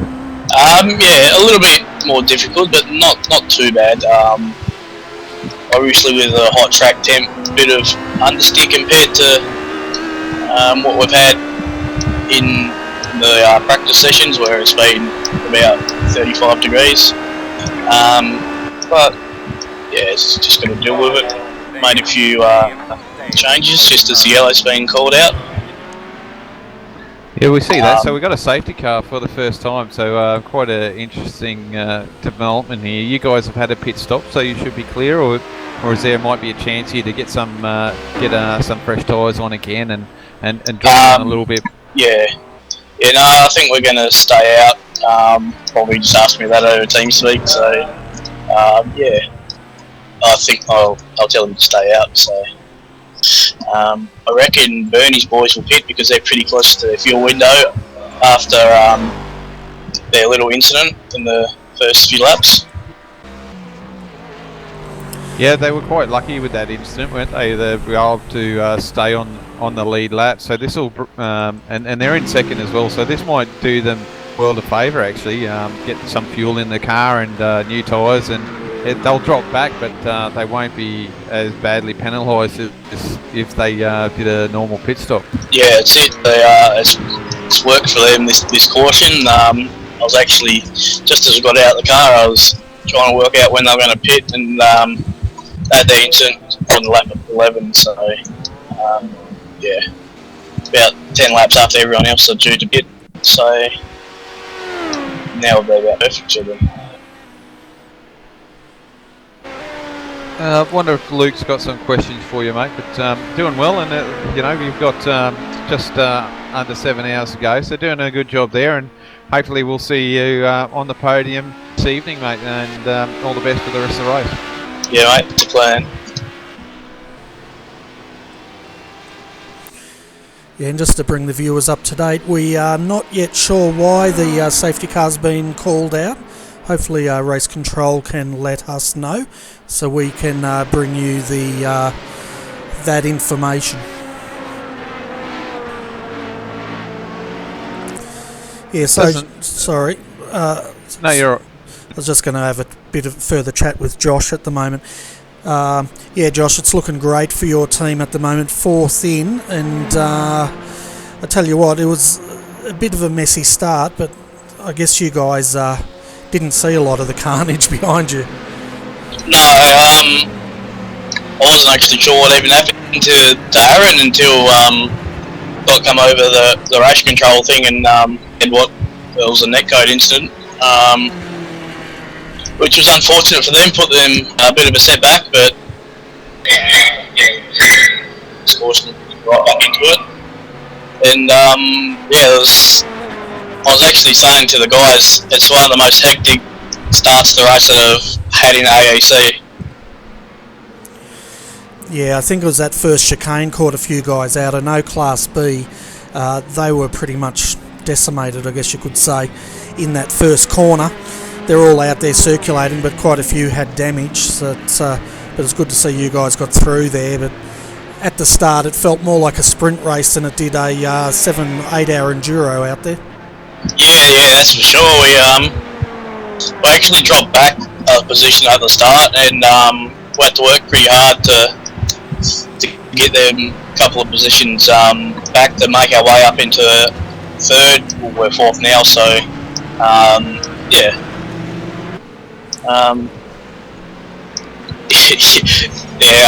It's definitely hard work. It certainly is. Well, anyway, Josh, do you want to give a shout out to your sponsors before we let you go? Yeah, absolutely. GT Omega, and special thanks to Brock Creamer for coming on board. Nathan's ordered a new wheel, who's normally in the car and hasn't arrived yet. Will be all right for Virginia. So just massive thanks for Brock jumping in the car. Fantastic. Well, best of luck for the rest of the race, and feel free to pop in any time and to let us know how you guys get on in this great race. Lovely, will do. Thanks for doing the broadcast also. Yeah, you're welcome, mate. It's always fun up here. Yep, certainly is. Having a barrel of laughs, it's always good. Still unsure of the why the safety car's out there at the moment, Bernie. Yeah, the last contact I had with race control was at 2:14 PM an hour ago, so yeah, I'm not quite sure what's going on there at the moment, but I'm sure we will find out.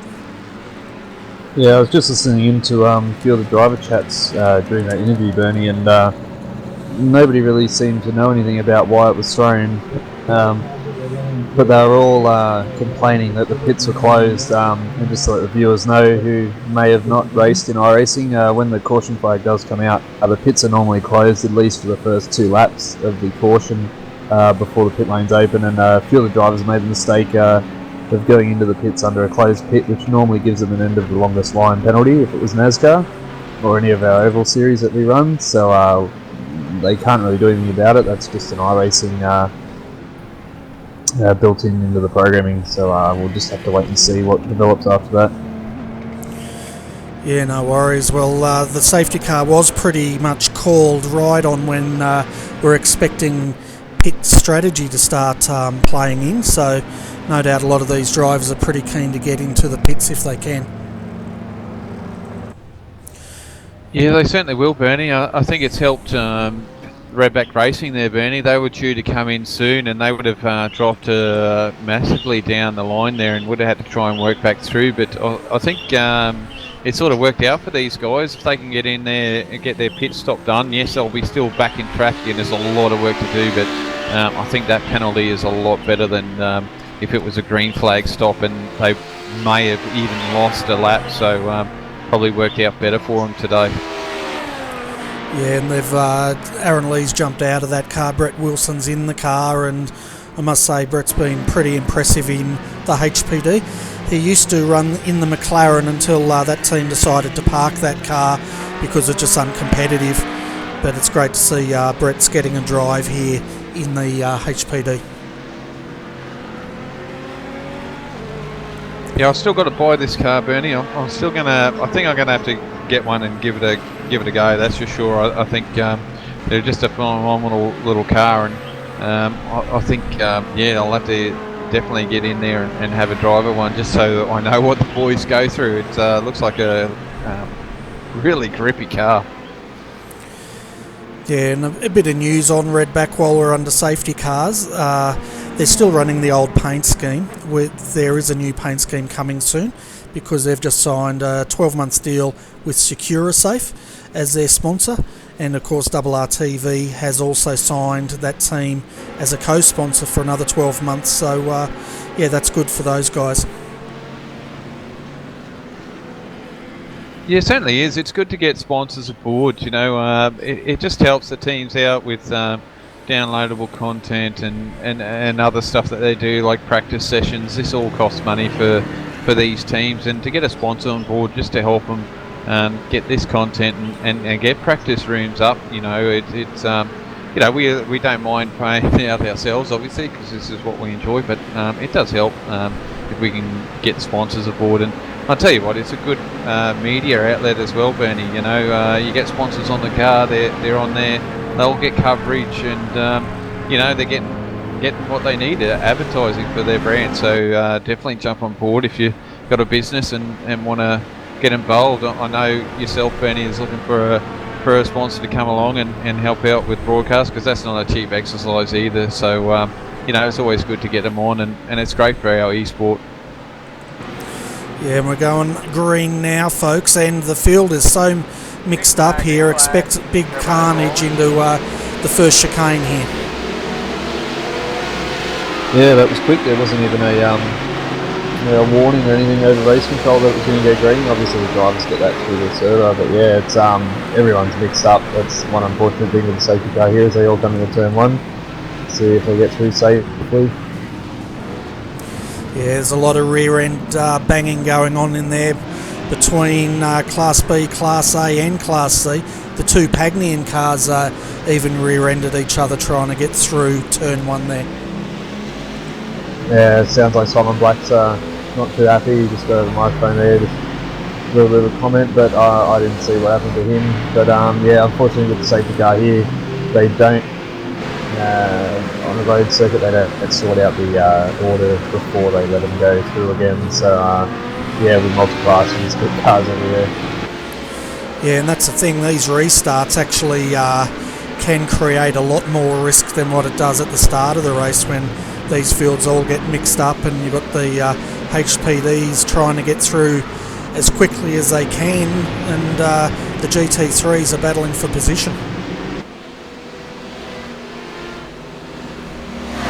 That's the thing a lot of these guys have to remember, and the viewers got to remember also, that there's a race within a race within a race going on. So, you know, you've got 3 different races in the overall race as well. So it gets a little bit, I know from when All-Star Motorsports used to run in the GT3, it gets a little bit heated at times with, you know, not only other teams, the GT3 teams, but faster teams as well on the B and A and B cars.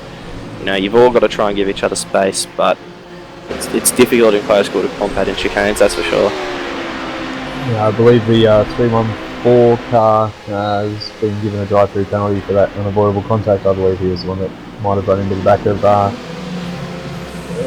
Mr. Black's car there, so we'll just have to see. But obviously race controller on top of it once again. Yeah, and this car was leading earlier on. That's got Gary Hamilton behind the wheel, and that's quite a blow to them at the moment. But the 397, this is the car Justin Ruggier was leading earlier, or driving in earlier. They're leading the class, I think. They may not be, but Shane van Gisbergen is now behind the wheel of that car. Yeah, they are leading there, Bernie. If you see the 32, that's actually a DP, which will throw you off. So yeah, those guys are actually in the lead of their Class C at the moment, with Shane in the car at the moment. So we'll keep an eye on there. There should be some quick lap times out of Shane at the restart of this. Yeah, and he's just coming through now to put a lap on the Tryhards McLaren as he takes him on the outside there.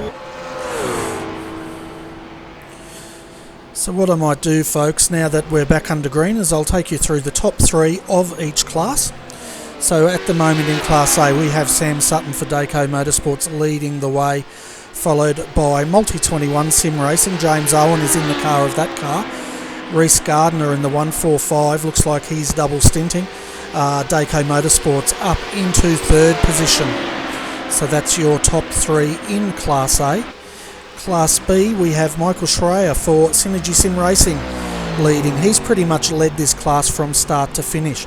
And then we have TD Racing, Aaron Osborne in the 217 coming 2nd. 3rd is Michael Cracknell for SDC Motorsports, so they're 3rd in Class B. Class C, we have Shane van Gisbergen for ANZ Motorsports leading the way, followed by Brett Garidis. Brett's in the Pagny and IRFF Racing. He's buried in that field somewhere, and boy, is it, I'll tell you what, that's like peak hour at Pitt Street for these guys at the moment. And then right behind him, though, these guys are racing for position, is Blackadder Motorsport, Braith Morrow, again trying to get past his sister car so he can have a crack at second position here. Yeah, it was a big gaggle of GT3 cars here at the moment. Oh, and there's a bit of contact there with Braith Morrow there at the moment, and yeah, no, it's definitely full on here. It certainly is, and at one point I thought Braith was about to be turned around there, but he managed to save it, which was fortunate for that team.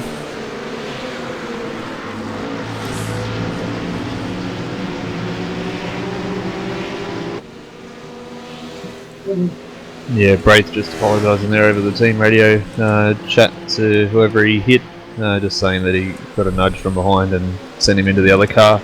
Just noticed too, I think it's a car being Uthberg, and there's got a bit of front end nose damage as well.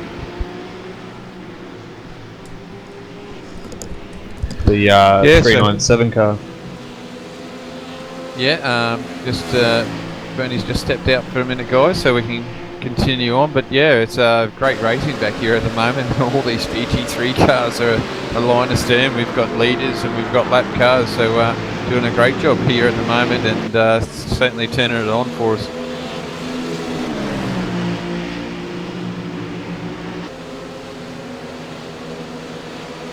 Yeah, you've got Martin Houston in the Blue Ox Racing 177 LMP2 getting held off by the car of Daniel Johnson in the DP car. Somehow he's staying in front of him, so yeah, very interesting. Yeah, those C7s are really quick in a straight line. The only reason I think that those DPs can get around those C7s are just getting into that corner. They've just got a little bit better aero package. They can hug the corners, and the C7s, I'm pretty certain they don't have ABS. They do have traction control, but they don't have ABS. So that's why they're a little bit longer in the braking area, because they just don't have the stopping power like the HPDs and the GT3s. And just as I say that, he made the move happen there, but yeah, you're right. They are pretty well matched to a point, but definitely they had no ABS in that C7, as I found out a few times last night doing a bit of practice around here. So very easy to lock the brakes in those actually, and also the downshifts, you got to be nice and easy on them. You can't just bash them through gears like some of the other cars. So yeah, as he's now getting a bit of a gap happening between him and the HPD in front. Yeah, they definitely got them through the corners. You know, that's all the extra downforce that the HPDs have got. But I remember a practice. I think it was last week. I was in the C7 and I let the HPD come around me through the parabolica there, but I was stuck in behind his the wing, and man, I couldn't. Well, the HPD couldn't let me go. I was stuck right onto him, right up to the chicanes, and then that's where he left me, and he just went away from there. But yeah, it's unbelievable how quick that C7 is in a straight line, especially with the HPDs.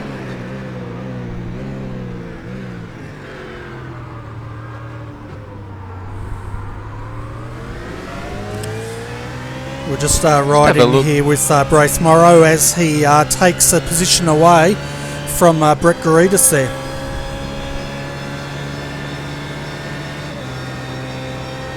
Yeah, looks like he's not giving that up easy as well, as he looks back on the inside. I know he's going to stay out and as they come through the next level racing car. Looking at the gearbox now on my view, and starting to gap him a little bit, but he definitely closes up on the brakes as he's got his teammate behind him as well.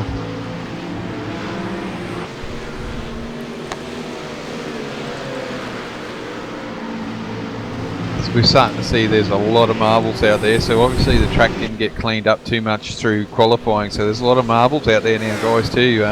Been racing now for about an hour and 20 minutes, and cars are starting to get a rubber build up on them as well, and geez, there's a few second-hand cars out there already, and it's only been like an hour and 20 minutes of racing. Yeah, you wouldn't want to be a team boss right now with some of these repair bills coming in. I'm sure there'll be a few words in the pit bay between stints with the drivers, just to settle down and not bash up all the panels. Otherwise, BMW has a bit look under brake, under a lot of pressure here in the two next level cars, but he seems to pull away coming out of the last corner. And there's also a Porsche or Ruck catching them as well, so a nice little group here.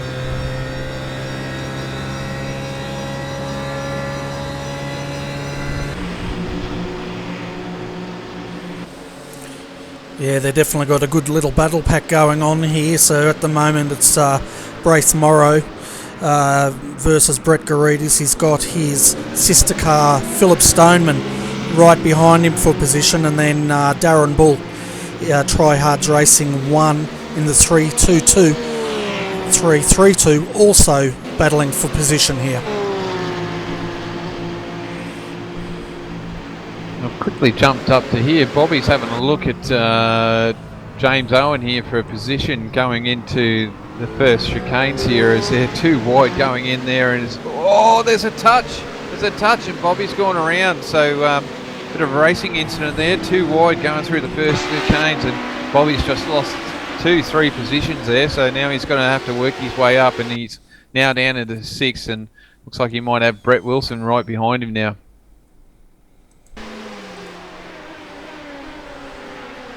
No, sorry, wasn't Brett. Just having a look at this replay here as Bobby gets turned around. Farmer.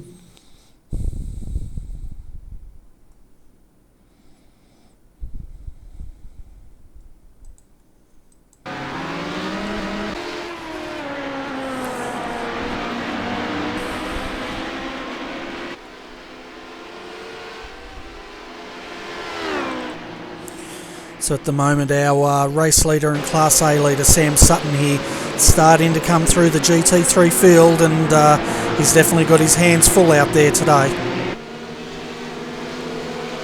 Yeah, it certainly does, doesn't he, Bernie? It's one of those things, trying to get that HPD around the GT3 is such a speed difference between the two, so he's doing a great job actually there. He's been out the front, he's on his second stint for these guys, so he's double stinting straight out of the bat.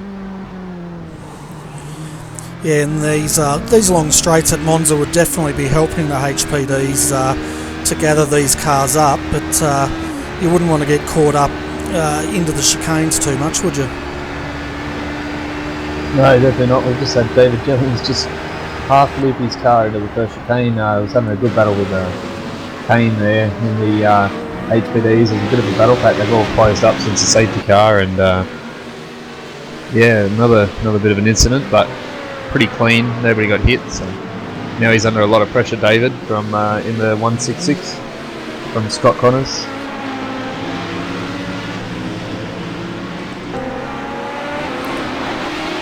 Yeah, so that's Nutters Motorsport Orange there with David Jellings and Scott Connors having a battle out in Class A, so that's for 4th and 5th. So it's G&T Racing versus Nutters Motorsport at this stage.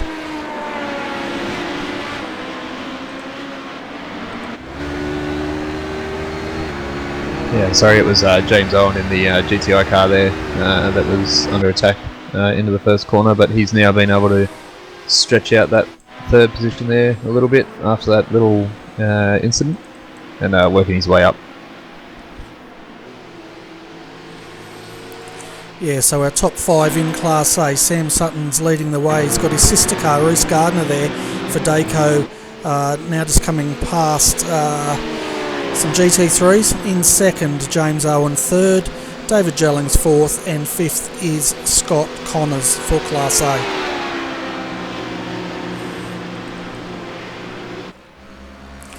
I tell you what, Class B at the moment, it's all been Michael Schreier, hasn't it, for Synergy Sim Racing. He's had a very lonely race out there today. Yeah, definitely. He's got a good gap on the second place car there, and he's just been out there just running consistently, just not doing anything too silly, just keeping the car clean, and he's able to build a good lead. Yeah, and he's the next person in Class B, not too far away, about half a straight is the distance at the moment.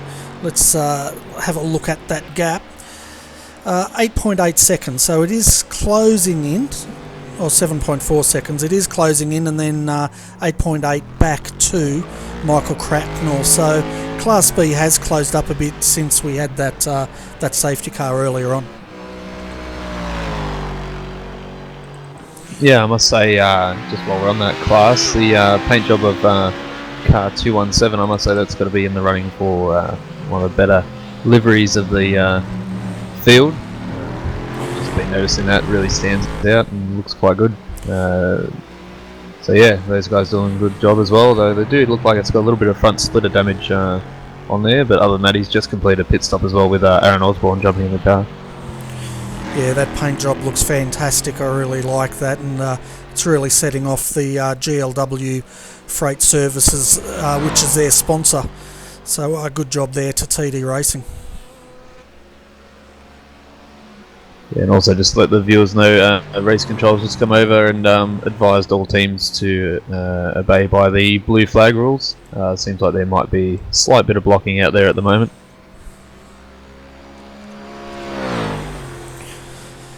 Yeah, that's interesting to hear. I guess race control wants the guys to start settling down. They are slowly finding a rhythm out there, but that first hour, I tell you what, that was pretty hectic. And then fourth in Class B is Michael Cracknell, and then fifth is Josh Rogers for One Performance Racing. Having a look down at Class C, Shane Van Gisbergen for ANZ Motorsports is leading the way. They're 18th outright in that car, and they do have, well, last time I checked they did have front nose damage, which they do, but that's not slowing them down at all. Second is Braith Morrow, and for Blackadder Motorsport, and then third is Darren Bull, number 332 for Tryhards. And looking down the field, we've got Brett Garitas right behind him, so something's happened to Brett. He's dropped a few spots there, followed by his teammate Philip Stoneman in fourth, and then fifth is Eric Kalaga for Tryhards Racing. A few of the guys having a look. Where we got? We've got Michael Kalaga, Tryhards 5. It looks like they may be having issues. I can't see them on the track. The other one is Synergy Sim Racing 2. Todd Parks was behind the wheel of that car, and again I can't see them circulating at this time, so they may have retired, guys. Yeah, there's a few down. There's that Tryhards 5 is 19 laps down, and Synergy Sim Racing 2 is down 26 laps, so I dare say they've had some major issues there and decided to park the car for now. Yeah, it definitely looks that way, but we'll let the viewers know if those guys do come back on the track later on. We have 6 hours and 33 minutes to go in this race, and it's starting to get a bit spread out, isn't it? Yeah, it's amazing how quick the field does spread out after that safety car. It's only been about 15-20 minutes or so, as we just had Darren Bull in the 332 rough Tryhards Racing 1 just have a bit of a moment out of turn 1, just a harmless spin onto the grass, but he's back going now. But yeah, they seem to sort themselves out pretty quickly once they kind of get a couple of laps in under their belt. Yeah, and we just had an incident between Bobby Jovanovic and Craig Galbraith. They were going through the S's there, and Bobby's actually turned him around there. So no doubt race control will be having a close look at that. Yeah, just caught the end of that as the Tryhards Racing number 2 car. So both those team cars, roughs, have had incidents on the same lap almost. So hopefully those boys get their heads down and get going again. Yeah, they've got to be careful because the last thing they want is to tangle up with the Class C car and cop a penalty. They're 7th in Class A at this stage.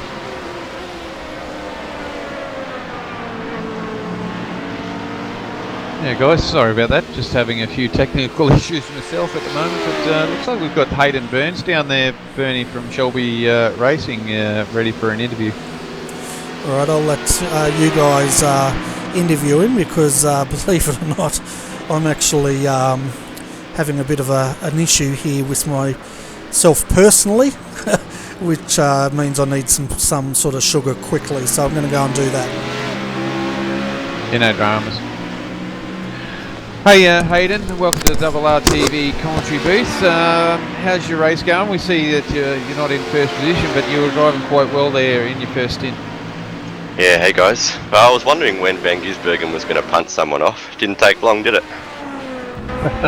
I was just thinking that myself after being a bit of a Ford supporter after the Phillip Island round. I didn't want to say anything though, I didn't want to get myself in trouble, but yes, it was a little bit sus. Yeah, it's not the nicest move, but they also signed up with a BMW and then changed to a roof, and I mean, been pretty annoyed all week actually since we found out they were racing, because you sign up in a BMW, they're not in championship contention, they're just here to, well, I don't know what they're here for actually. They pick a roof, well, we can match them on and that sort of stuff, but we get penalised at the first chicane because I think it was the OSR car just log jam at the first chicane, and Van Gisbergen decided just to hit us in the rear bumper solid 3 times or so, so good on you, Shane. Yes, unfortunately the race control's been quite busy over the course of the first hour and a half here. We've had plenty of drive-through penalties issued for different incidents and stuff like that. I don't believe they did get one for that, but they might be investigated a bit later. I know they've been very, very busy. Scott's been on and off the mic all the time up there, so hopefully you guys can get back on track at the moment, and with Gary in the car there. Yeah, well, no shame in protesting. We protested that to get them penalised. They are investigating it. Again, Scott does a great job, but I don't know what there is to look at. I mean, he's just punted us 3 times. I mean, we made initial contact with the OSR car accidentally, and it didn't turn them around. And then Van Gisbergen's hit us 3 consecutive times into the OSR car again, and that's what sent them around, and that's what caused the penalty. We didn't do that, so I don't know what's taking so long to decide whether that deserves a penalty or not. I mean, I don't really care who he is. I mean, we know how Van Gisbergen drives, but I mean, yeah, Gary's in the car now for we'll figure out how long. We need a safety car basically to catch up, so let's hope luck's on our side and we don't have to run into that 397 car again. Yeah, Hayden, you're understandably frustrated, and I could clearly understand why, but Gary's a good steerer, all you guys in that car are good steerers, so steerers, you guys will definitely be able to make it up. You'll just have to outpace them and, maybe have a bit of a fair fight, unlike what they can do, so just depends on what, really, you guys do need a safety car, but you'll be able to get up there, definitely. Yeah, we don't have any doubts about our speed. We've been the fastest car since we rolled out Thursday night by at least a second. The car is amazing. The 3 of us, Gary, Nathan and myself, work really well, and that's what I mean. We can match 397 on pace, but I mean, we didn't want to fight with them. We don't want to go into combat with them for obvious reasons, and that's what happened. So yeah, we need a safety car to get back up there. 6.5 hours to go. If a safety car comes out, it puts us on the back of the queue basically, and like I said, we have no doubts in the car. She's behaving well.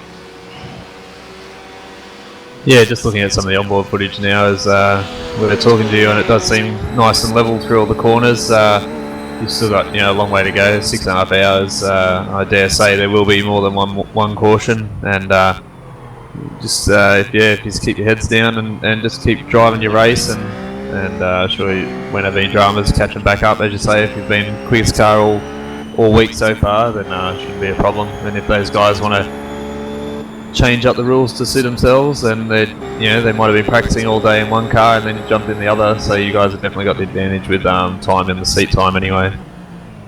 Yeah, I mean, again, I'll make it clear, I've got nothing against Scott. I think he does, and obviously the rest of the JFF guys, they do a fantastic job in this series, and the stewarding is top notch, but that call was made 30 seconds after the contact between the 3 cars was made. and I don't think they looked into it enough, because, you know, we made initial contact with the Z4, a 0x contact, car didn't go around, and then Van Gisbergen's hammered us. So, like I said, lots of respect for Scott, lots of respect for the JFF guys, but I have been slightly annoyed this week because, one, they signed up in a Z4, and they were told that they have to race a Z4. They've showed up here in a roof. Now the penalty for that is to start from lane, but is that really a fair penalty when you know that you're breaking the rules? If you show up in the wrong car by accident or something, that's a fair penalty. But when you've been practicing in the roof, been told overnight that you have to jump in the Z4, they do a hosted practice session in the Z4, and then come back in a roof, they shouldn't even be allowed to start the race. Yeah, we've just heard from race control then, for the viewers who can't hear it, that incident between your two cars there, it will post race. So again, it doesn't help you guys out at the moment, but if you can catch back up, which you dare say you guys will, they'll either get a couple of spot penalty at least, or something like that to take them back out of contention. So yeah. That doesn't really help though, does it? Because they're not fighting for a championship, they're just showing up for one race when neither of them, Rouge or Van Gisbergen, is racing in real life. So, you know, they don't care about points or championship or showing up at the next round, do they? They want to win this run, which is quite obvious, and they don't care about the rule book, which is again quite obvious. So, you know, the penalty should be dealt with now, because they don't have a championship agenda. We're fighting for the championship, and I mean, it's pretty hard to fight for the championship when you're going to get punted off by someone who's, you know, not fighting for the championship. Yeah, I'm sure Scott and the boys there in race control will try and sort out a decent. Oh, we just had a BMW ran in front of you, so that was lucky. Yeah, and they'll sort out a decent penalty. Obviously, they'll take everything into consideration, but yeah, it's unusual that they gave everybody else drive-throughs except for that incident. So we'll just have to wait and see. But hopefully the rest of your race gets better. And yeah, as Brandon's saying, that you're obviously frustrated, and we can all drivers ourselves know what that's like in different situations. Yeah, well, I mean, I was going to come up here and be my usual happy 18-year-old self and chat with you guys about setup or something else, you know, but I mean, I'm pretty fired up because, you know, to me that's just, I mean, everyone knows what Van Gisbergen's like, and I have no problem in confronting him and telling him exactly what I feel. So if anyone, you know, thinks I'm just going to say it over the internet, I would go straight up to him and tell him. So, but yeah, we'll put our heads down and use this roof filled with rage to catch back up. That's it, just don't let it get to your head too much, and let that red mist descend, end up looping the car or anything like that. But yeah, on a brighter note, we're set up and everything. I know Brant was asking a few of the other teams, a lot of the pre-practice and stuff like that this week has been in a lot cooler conditions with a lot more grip, and we've been asking how the teams have been adjusting to this warmer track. We know the track's at about 40 odd degrees at the moment, and how are you boys finding it in the rough? Probably trickier than the BMW guys, that's for sure. The first session of the week on Thursday night, FP1 was like 41 degrees track or something, but when it gets to the 40 degrees, going up 1 degree is like adding 5 in the normal conditions. So it's pretty sketchy in the roof, but the thing is we have multiple setups for multiple conditions. You know, our car did well over like 500 laps this week, so if it was a 25 degree track, we were ready. 44 degree track, we were ready. You know, that was quite evident by us sticking it technically on pole, and then, you know, leading the entire first hour.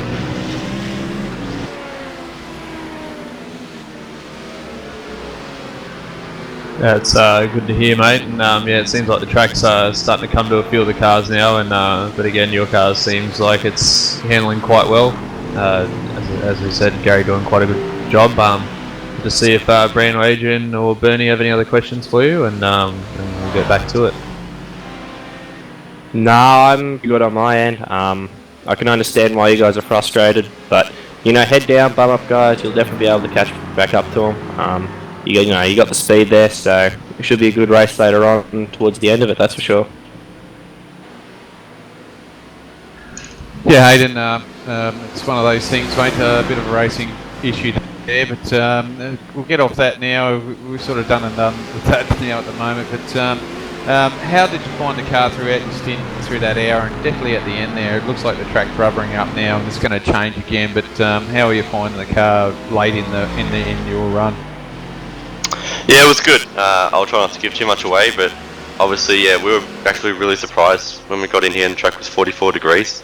Only about half an hour of practice before qualifying, so we sort of did our banker quali lap from Gary, and then focused on just little tweaks on the race set. She was good to begin with.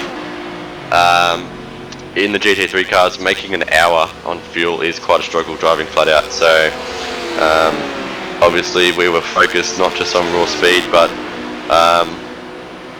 our fuel numbers. We've got a fuel number that we're driving to make the hour, although I fear that safety car may have let everyone or most people off the hook, because the 397 car wasn't saving any fuel. We were saving a bit, and we were right to go over the hour, and obviously they pitted a lap or so before us, so they would have had to splash in the end. But yeah, what can you expect from a 44 degree track? I'm pretty sure every car in every class is going to feel the same issue. It's just burning tyres up to no end. It's just so hot that, at a track like Monza with so many high speed corners, the loads going through the working tyre is just ridiculous. Yeah, it certainly is. And before we let you go, Hayden, you'd like to put a shout out there to sponsors and your teammates there? Yeah, so obviously we do this every time, but a big thank you and shout out to Selby Acoustics and Sean this time personally from me. I know Sean's not watching because he doesn't have any internet at the moment, but I cannot thank Sean enough for supplying me with my new T500 RS wheel. Just cannot thank them enough. If you're in the market for hi-fi gear, sim racing gear, just general electronic stuff, I mean, selby.com.au, best business in the business to go to for that. And yeah, Nathan and Gary, just obviously big thanks to Gary for us out here. Chris doesn't have any pedals, Brett is driving in another car, and Sean's away, so we had to call on someone, and the Element boys were more than happy to help out. It's been absolutely awesome to work with someone of Gary's caliber this week, and learn a lot, not just driving wise, setup wise, but he also taught me some good ways to get faster overall when we run in other series like SEK. And yeah, Nathan, just for doing Nathan's job. He just cuts laps and laps and laps and works on setup and gives feedback, and here we are with a really fast car. And a special shout out today just to some mates that I race with on Gran Turismo days, and we haven't raced for a while, but they're watching.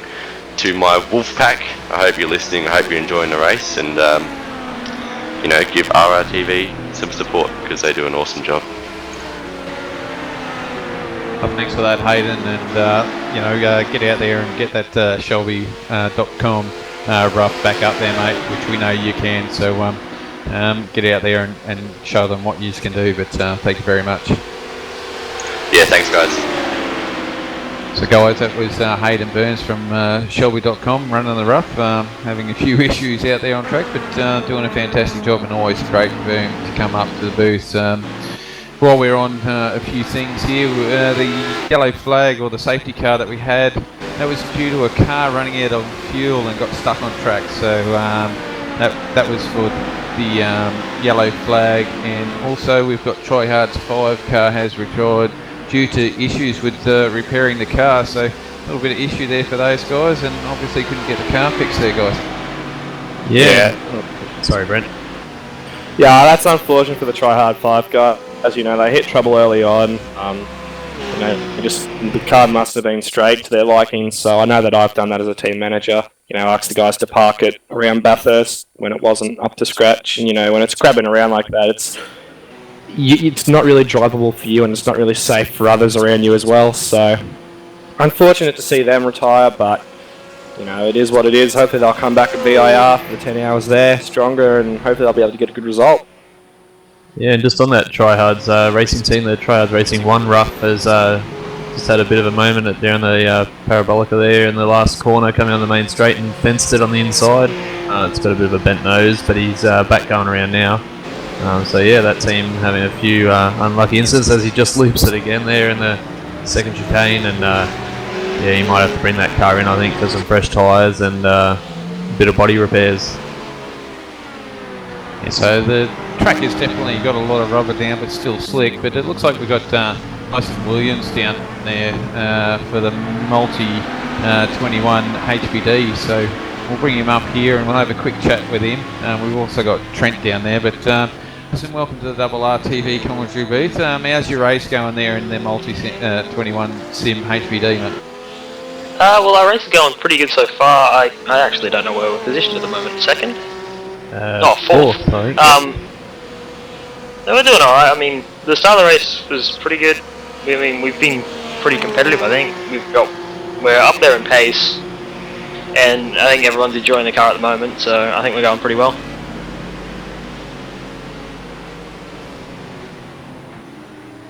Are you guys having decent time in the hot weather? We've had some reports of a bit of a slick track with the 40 odd degree track, and the viewers have heard some interviews from some of the GT3 cars in how the conditions are, and how is it for one of these faster cars in the later on in your stints? Well, the guys were coming back to me saying there was a bit of understeer towards the end of the stint. I did a bit of testing earlier, and I found, yeah, we're getting a bit of understeer towards the end of it. We're not so much struggling with oversteer, it's just the understeer in the higher speed turns.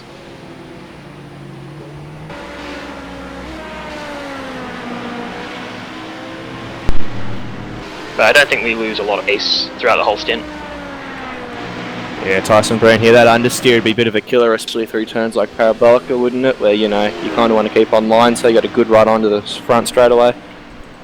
Oh yeah, it's there's also Ascari, the right-hander of Ascari's a killer too, because it just kind of pushes you that little bit offline, and then you got to try and swing it back for the left, and it just doesn't work sometimes.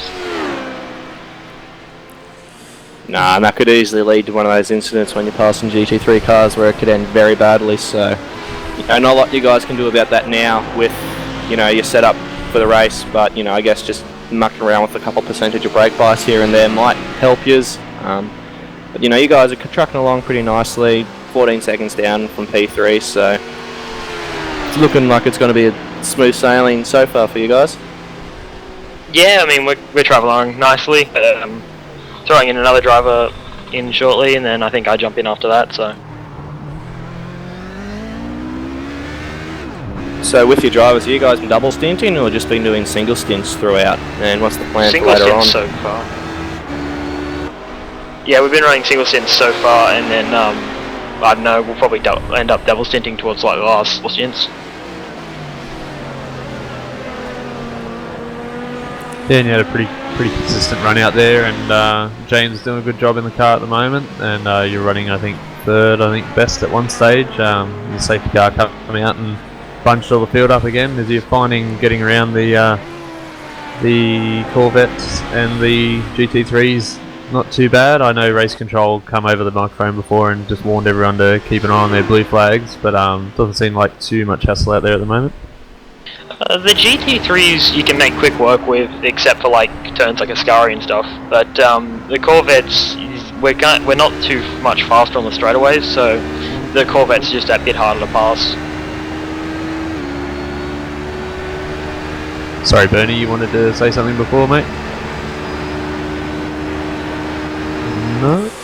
No, it's alright, guys. Sorry about that. I was just focusing on the camera as we just saw James Owen clean up go past a Corvette. He didn't clean him up, he just passed him. But yeah, I was going to ask about tyre wear out there on the HPD, especially in these hot conditions, is that going to be a factor in this race, do you think, Tyson? Well, from what I've gathered with the car, the tyres don't all go off massively. They do go off, just not a lot as much as the more mechanically grip-based cars, because of the downforce in this thing. It's just a bit easier. Okay, that's good to know. Wasn't sure how the tyres were going to go with that hot temperature, but it's still a long way to go with 6 hours. So before we let you go, do you want to give a shout out to your sponsors? Yeah, I'd just like to give a shout out to Monza 8Hr Sim Racing and GTI. Fantastic. And for any people out there that are looking at upgrading their Logitech G27 pedals, definitely check out GTI. It's one of the most affordable and better upgrades you can do to your pedal set, that's for sure. Yeah, definitely. It's helped me a lot. Yeah, it helped me a lot too when I had the Logitech pedals. It was money well spent, that's for sure. Yeah, definitely. Alright, Tyson, well, thanks for popping in, and best of luck for the rest of the race. Let your teammates know they're welcome to pop in any time later on tonight for an interview and to keep us updated on your progress. Yeah, no worries. Thank you guys for putting on a great broadcast today. No worries, mate. Well done, and good luck with the rest of it. Cheers, guys. Yeah, so that was Tyson there for Multi-21 Sim Racing. They're currently sitting 4th outright and 4th in class, so let's do a bit of an update here, folks. So at the moment, Nutters Motorsport Orange is leading... no, they're not. Sorry. Let's go. Daco Motorsport, Sam Sutton is leading the way. They've pretty much led most of this race today, and they've got quite a big lead, 38 seconds back to David Jellings, Nutters Motorsport. James, there's something going on with my overlays here, guys, because who we lost? We've lost one of the drivers, I think, which is why it's out, but it's got 4th is Multi-21 Sim Racing, and then 5th is Redback Racing HPD, but we'll just keep an eye on it because we may have lost 2nd position, as he's not coming up on my overlays at the moment. Yeah, you just had one of the HPDs go into the pit lane, and we just had Mark Dial in the Blackadder Motorsport 368 BMW blocking the pit lane almost. He was crawling around from midway down the back straight, may have run out of fuel, I'm not sure, but it had a fair bit of damage, and one of the HPDs come flying in, the Daco Motorsports one, nearly cleaned him up on the pit entry, so that could be where he has dropped off, as we've got another HPD in pit lane at the moment as well. That's just Daco 147 doing a scheduled driver change. Sam Sutton out, Jake Burton is now in. Nutters Motorsports, I think, is the 2nd HPD in pit lane as well. Yep, that 116 car with David Jellings in the car at the moment. We'll see, I think they might do a driver change as well. Yep, Ben Darley Jr. getting in that car now, and the other BMW is still sitting in the lane as the Multi-21 car comes in as well for scheduled pit stops. So it looks like the 2nd round of pit stops now just coming into almost the 2nd hour taking place. Yeah, 6 hours and 8 minutes to go. So Kyle Barlow's into the Multi-21 Sim Racing car. And yeah, so it's definitely looking like scheduled stops and driver change time. And they're throwing a new set of tyres on that car as well, which we'd expect. I think with that BMW, I think it lost it coming out of the scarring and hit the wall. So... just before the wall there, so I say he limped that back to try and get it repaired, so yeah, it just took him a while to get there, guys. Yeah, it did look like that car was struggling a lot, and yeah, just as he came into pit lane, he kind of almost came to a complete stop as that Daco Motorsports car came flying around the last corner into the pit lane, and managed just to overtake him actually in pit lane, so hopefully the stewards don't see that one, but I know there's no penalties that have been said so far. And they're all back out on track now.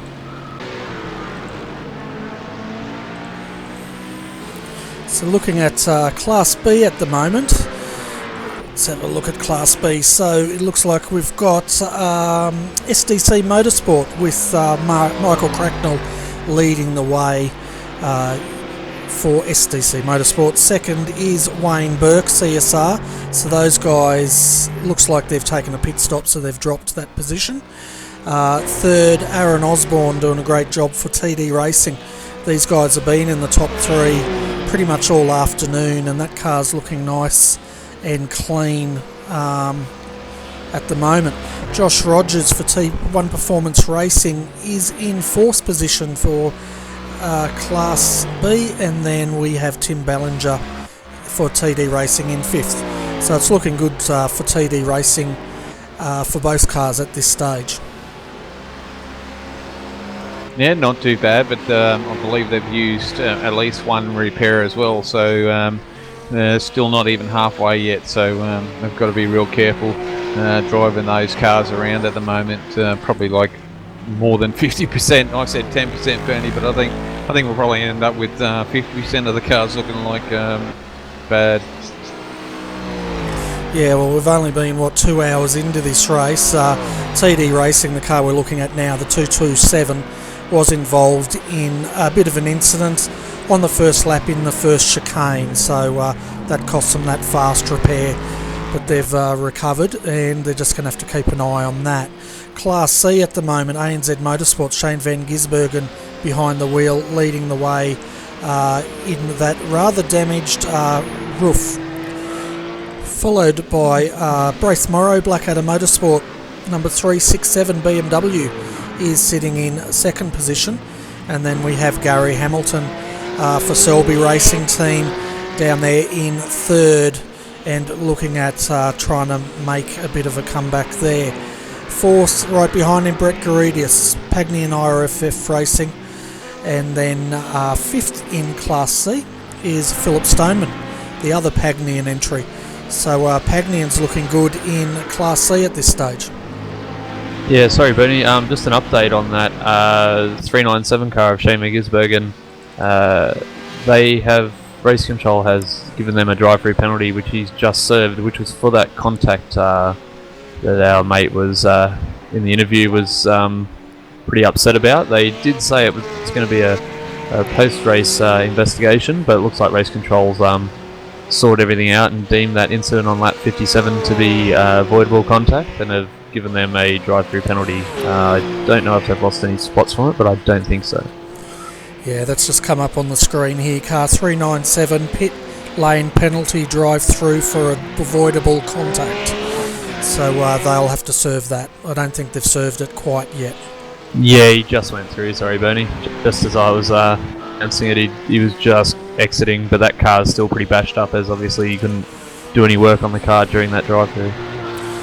Well, that's right, but at the moment he's done that drive-through, and you're right, it hasn't cost them that position. I'm just trying to see if we can get a gap. Yeah, 34 seconds back to the 367, which is second in class. That's a Blackadder Motorsport with Braith Morrow, so these guys are doing it quite easily out there at the moment. Yeah, certainly is, Bernie. I think having those few extra laps have allowed him to gap the field, so we know how quick he is. But yeah, it looks like we've got Trent Thomas down there too, Bernie, ready for an interview, which is another HVD driver today, driving the 111 car in today's race. Looks like, yeah, we'll bring him up because Andrew Gaines is currently behind the wheel there as he's passing a Corvette. Hi Trent, welcome to RRTV's commentary box, and tell you what, the race started off with a bang today, didn't it? Yes, it certainly has. No, our car itself, it copped a few hits early on in the race, and we had damage. We're about 3 seconds off pace for the first stint, which was unfortunate, but surprised, only been one caution so far, so it's been a pretty hectic pace so far. Yeah, that first caution was brought out because apparently a car ran out of fuel and got stranded on track, but that was the only one we've had. So with your damage to your car, did you use one of your fast repairs there, or did you just use some time to fix it? yeah, unfortunately we did decide we did use the fast repair because we didn't know how long the repairs would take, and there was actually a few incidences in that first stint, a bit of car contact with quite a few cars that maybe didn't quite leave enough room, but a few racing incidences really, but yeah, we copped a little bit of damage. We didn't know the extent, so we thought we'll just use the one, but even not long after that we got caught up behind a lap car which didn't really yield at the time, and unfortunately we copped damage again there, so we were about another second and a half off the pace, and we just haven't been able to move forward at all. On that last pit stop we just made a few laps ago, we've just done a driver change. We had Scott Connors in the car doing a double stint. We've got Andrew Gaines in the car now, and we decided to just sit there and just take the repairs because we figured the stop time would be minimal. It was about 10 seconds worth of repairs, so that's been fixed and we're back out on track now. Fantastic. I'll just let the viewers know we've just had a message from Race Control. The car 317 Pagny and IRFF Racing with Brett Garidis behind the wheel has been issued a pit lane drive-through for unsafe track re-entry, and we heard earlier today that they were telling all the drivers to stay on the left of that white line, or the right, sorry, and it looks like he's crossed that. So that's just a bit of news, and we'll get back to our interview. So Trent, when can we expect to see you behind the wheel of this car? Well, I'll be the next to jump in the car. I'm not sure if Andrew's going to double stint now, or whether or not he'll just do the single and then I'll jump in, but I'll be in within the next stint or so. Fantastic, and you're not the only car in the HPDs out there that have used a fast repair. Quite a few have. I know the Redback team did after they rear-ended a slower car, and Dayco had to use one as well. I think they damaged their floor pan earlier on as well, so the carnage has definitely been happening out there for the first 2 hours here today. Yeah, it's certainly been an eventful race. Unfortunately, we haven't had the pace that we did expect to have. Track temperature is quite high for the race. Today, most of the practice that's been done, I don't think track temperature was above 35 degrees, and track temp was 44 at the beginning of this session. So, yeah, we sort of had to adopt a slightly different approach with setup, but it's wholly mostly the same as what we did have. But yeah, we're just not finding the pace at the moment, unfortunately. Yeah, well, you're sitting 7th at the moment, so it's not too bad. And you're trying to chase down the number 14, which is just ahead of you guys, and that's the JFF Racing GT Amiga. So, yeah, the battle's on. Andrew's just got to get through that traffic. Yeah, that's right. I think that JFF car actually just made a pass on us, so we just lost the position. But I think preparation for this race has probably been a little bit not as good as what it could have been for us into this event, but just this time of year, that's sort of just what's happened. But we just haven't been able to get the track time, and we haven't been able to yield the results that we expected to get, unfortunately. Yeah, well, I guess that sort of happens sometimes if real life commitments get in the way or whatever else gets in the way, but doing a good job out there at the moment. So before we let you go, Trent, would you like to give a shout out to your sponsors? Yeah, thanks Bernie. Before I do, I just wanted to thank you guys for putting on the broadcast, obviously, AEC broadcast and the JFF guys for putting the event on. And as for our GNT Racing sponsors, I'd like to thank Monster Designs and QuickBeds.com and Grassroots 1564 when booking accommodation. Fantastic. Well, best of luck for the rest of the race, and hopefully we might see you on the podium there if things go your way later on. Hopefully so. We're aiming for a top 5, so a podium we'd be absolutely ecstatic with. So thanks Bernie, thanks guys. Looks like, guys, we've got Reece Gardner down there for an interview, so if I bring him up, would one of you guys like to interview him? Yeah, you bring him up, Bernie. Hey Reece, welcome to the RRTV commentary booth. How's your race going there today? Oh, I couldn't be going any better at the moment. We were running 1-2 last time I checked in the sim, and yeah, we've got the edge over our competitors, which is very good. Yeah, it's been a struggle this season, hasn't it, for you guys in the AEC? We know that you guys have got pace, but it's just been a little bit of a struggle for you guys so far this season. Yeah, it has. At this round, we weren't expecting the track temperature to be so high. It's like 44 degrees. And we've been doing testing in conditions under 40 degrees on track. So the car's a bit different, but as long as you take it easy and don't try to push too hard, the car comes back to you, which has worked out well for us because that's the way I generally drive, full stop. But yeah, 1, 2, and I'm happy. Yeah, we noticed the GT3 cars, we've had them up, and they noticed that they're actually using a bit more fuel, and I'd put that down to being the track being so slick. Have you guys noticed that you've been using a little bit more fuel in the HPDs? Not really. It wasn't. I didn't really pay attention to fuel numbers until the warm-up, which was when I worked out just what the fuel burn was, which is a reasonable number. But yeah, it doesn't seem that different for us HPDs. I think primarily because we don't really depend on mechanical grip as much as the GT3s do. Yeah, no, you guys have got all aero, which has really helped for you guys to go through the corners a lot better. But I noticed on track there, the track is really starting to rubber up. Is cars handling a lot better now with the track rubbering up, or is it a little bit worse now? From my perspective, it's getting a little bit better. It's reassuring to see those thick black lines going into the corners because the grip's there. But yeah, it's other than that, the car it sort of handles relatively the same as it did at the start of the race, just with a little more security, I guess.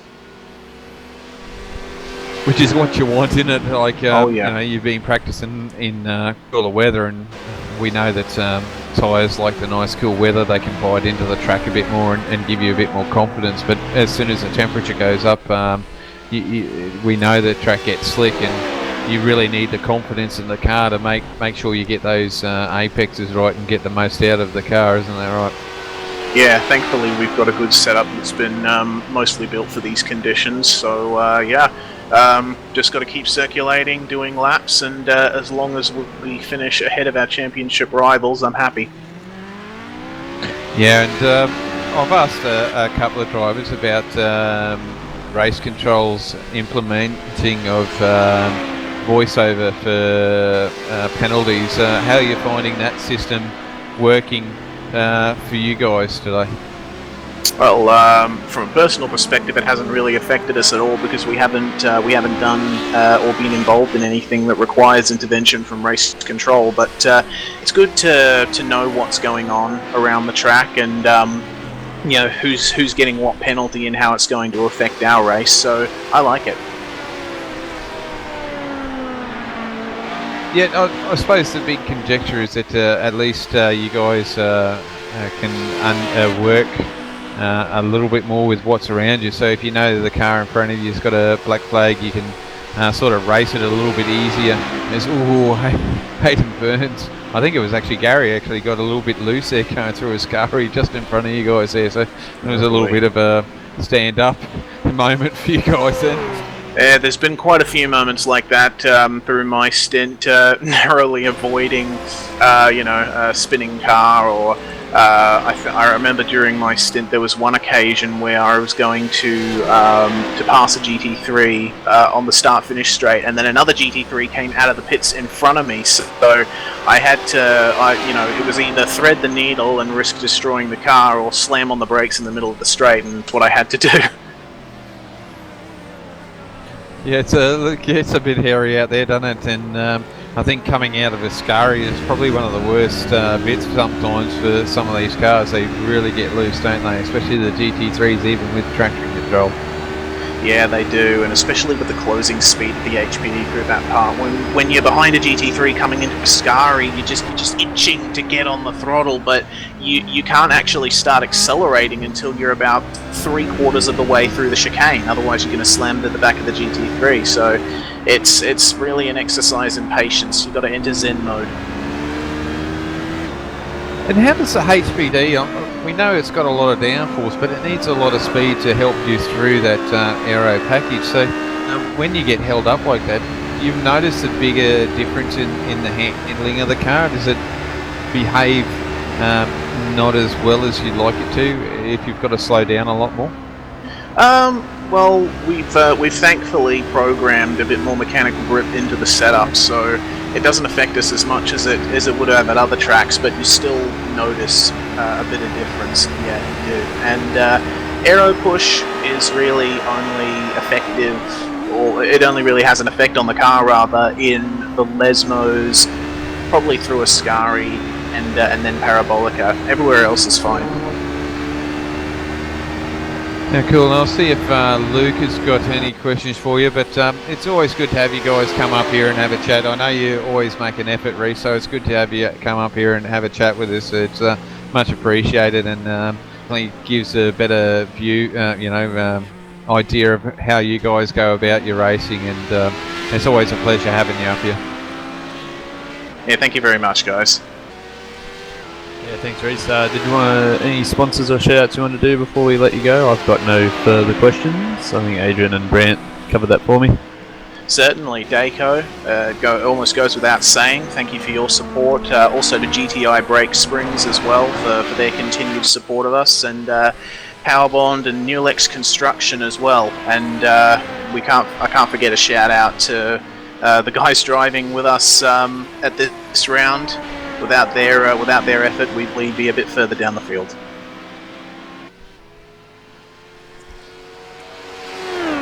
No worries, thanks a lot, Reece, and good luck with the rest of your race. And hope to talk to you a bit later on tonight.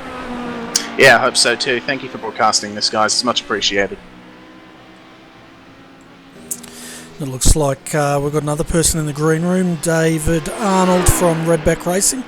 So we might bring them up there in the BMW to see how their racing is going today.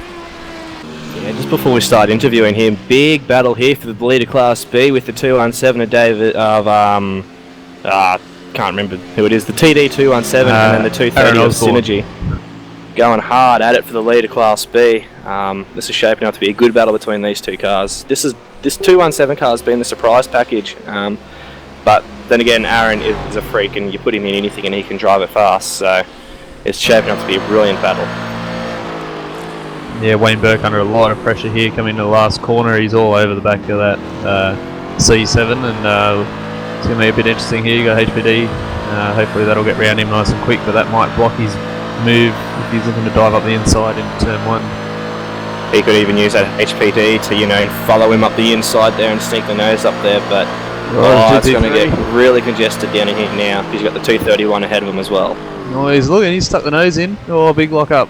Oh, the Osram car's going to have to take the shortcut through. I think that's about a second slowdown there, roughly. Yeah, well, 217's had to cut the chicane as well, so it's all going off in Class B at the moment. Sorry about this, Bernie. That's all right. We'll stay with this for the time being, because this is probably the most action we've had out there for a little while. Yeah, there's cars everywhere at the moment. You got one of each class, and trying to get round these C7s, trying to get round them. It's interesting, as soon as Aaron catches up, he gets a HPD, but now he's having a look on the inside, and he should make this move. The HPD behind them, understandably, is just holding back there. So that's Aaron Osborne making that move on Wayne Burke. Yeah, Berkey ran a little bit wide there at the second chicane as they come back down the back straight. Now heading into, I can't remember the name of this chicane here. This is awkward. Ascari, that's it. So yeah, he'll have the draft. The HPD will be on the inside. This is brilliant so early on. Yeah, and that unfortunately is going to allow the other C7 there, the 217, to gain a bit of a gap there while that HPD made that move. It's a bit hard there offline to get a good run through that Ascari section. So now into Parabolica as they go around on the main straight. He might try and use a bit of the toe here from the HPD and get round him, or pull him up to it at least. Well, the Corvette might get caught up behind that McLaren as well. He's not only got to watch the traffic ahead of him, he's got to watch that HPD coming flying up behind him down there. You've also got the 231 ahead there, so will that play a role in, you know, holding up the 217, or will he race cleanly? You know, you have to wonder whether team orders will come into play there, but, you know, it's so early on in the race. This battle will not only continue to get better and better throughout the race as we progress towards the end of it. Yeah, that's for sure, and we'll stay with this as he comes up now behind the HPD to lap another car ahead of them, and to see how they go, whether Wayne's had trouble He's had a exiting. bigger moment. Yeah, it looked like he got a bit loose exiting that chicane back there, didn't it? Yeah, a lot of dust and a lot of marbles out there that wide, and just stopped his run as the other C7 gets out of Aaron's way there. Good driving there, just aware in the mirrors that this battle was coming through, but definitely the other car there's going to have to work pretty hard, the Osram car, to get back into this battle now, with the 217 now putting a bit of a gap. Yeah, and Monza's quite deceptive. If you look at the track layout, it looks like it'd be an easy track to master, but the trick is those chicanes. They're deadly, and if you don't get them right, you can lose seconds around here per lap. Yeah, Monza on paper looks fairly simple, you know, 3 chicanes and a couple other corners here and there, but it's actually quite technical, especially in these wider, fatter, harder to drive Daytona prototypes. You know, you don't have your traction control, anything like that, so it breaks fairly early, especially into turn 1 here, and then you've got to get right down to first gear, so it's hard to get into and out of, so, you know, these chicanes definitely make or break your lap, that's for sure. Oh, they certainly do, and the next chicane we're coming up to here with Aaron Osborne, this one, it's not so tricky, but it still takes a lot of effort to get this right, because if you outbrake yourself, there's some really big ripple strips right across the inside of that track. Yeah, those ripple strips unsettle the car. You've got to have it really set up to ride them very smoothly, as we saw that Aaron's car doing that beautifully and running a little bit wide there on exit though. Probably for me the hardest chicane is, to be brutally honest, the Scari, because it's blind and upper crest, so that one always gets me, but it's very fast and flowing as well. Yeah, and I think the trick is with Monza, like what I'm guessing is the difficulty for these guys is they've got to set the car up so they've got low downforce for the straights, so they're not losing there, but the car has to be really well balanced under brakes, as well as handle well through those chicanes, which is a really tall order to get a car set up for all those different sort of scenarios out there. Yeah, and especially for setup for the Daytona prototypes this week, I've noticed that none of the teams are using their dive planes, so, you know, they've opted to take them off for the extra straight line stability, so the rest of that, you know, cornering grip has to come from the mechanical aspect of the car as well. So Monza's a good aspect of, you know, mechanical and aero grip as well, so it's really, really great to see the Daytona prototypes going really hard at it. Yeah, it certainly is, and I'd love to see more Daytona prototypes out there. I'm really hoping next season a lot more teams jump into that class, because it looks like you know, a lot of fun, and that car, I love that car. I think it's awesome to drive. It's a little difficult to get your head around it, but once you do, it's such a fun car to drive. It's so rewarding when you nail your laps, and I can only see this. A bit of a 217 makes slight contact with the Pagnian car there. I can only see Class B getting more popular next year, so, you know, AEC is only on the up and up, and Scott and all the boys at JFF have done a fantastic job at this series. Well, they certainly have. Now, I'm going to bring up David Arnold now for a bit of a chat, now that that battle for Class B has been resolved for the time being. Yeah, well, I'm going to have to knock off there, Bernie, but I will be back up in the booth later tonight, so I hope you guys have fun, and I'll catch us a little bit later on. Yeah, unfortunately I was going to do the same thing. You beat me to it, Brandon. Damn it. Let's have a bit of a break. I'll go cook some dinner for the missus and me, put it on, so yeah. No worries. Well, thanks guys for popping in for those first couple of hours. It's been great having you both up here. We'll be back live tonight at 7:30 anyway, through to the end. So if there's nothing on tally, feel free to jump back in. Yeah, no worries, Bernie, and thanks for having myself up here, and look forward to the rest of the broadcast as well. Yeah, thanks guys. It's been a pleasure. Definitely be back up here. It's a different experience for sure, commentating on the race, not actually driving for a change. So thoroughly enjoying myself. Fantastic. We'll go and cook that dinner and enjoy your break, and we'll see you later on tonight, guys. Will do, mate. Thanks very much, Bernie, Adrian. Thank you. Hi David, sorry to keep you waiting down there in the green room, but welcome to the commentary box. How's the race going for Redback Racing BMW? Hi Bernie, hi Adrian. Yeah, thanks. I think it's probably going as well as we could have hoped for. Really, not fantastic, but I don't think we were expecting this to be a good race for us. So I guess it could be worse.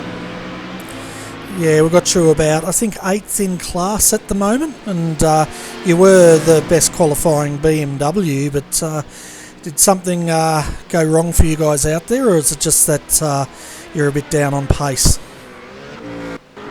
Well, I think at the start of the race there was some pretty terrible driving from quite a lot of people, so we played it pretty safe and lost a few spots there, but we got through the first 5 laps without touching anyone, which was good, and we actually passed quite a few of the other GT3 cars who took themselves out in front of us. But yeah, we got hit from behind on lap 9 coming to the first chicane, which was a bit of a shame. So the first stint we were sort of a little bit off the pace the whole time, but yeah, so we sort of fell back a bit and just tried to keep ourselves clean, and then we had to pit just before that yellow flag, so that didn't help us either.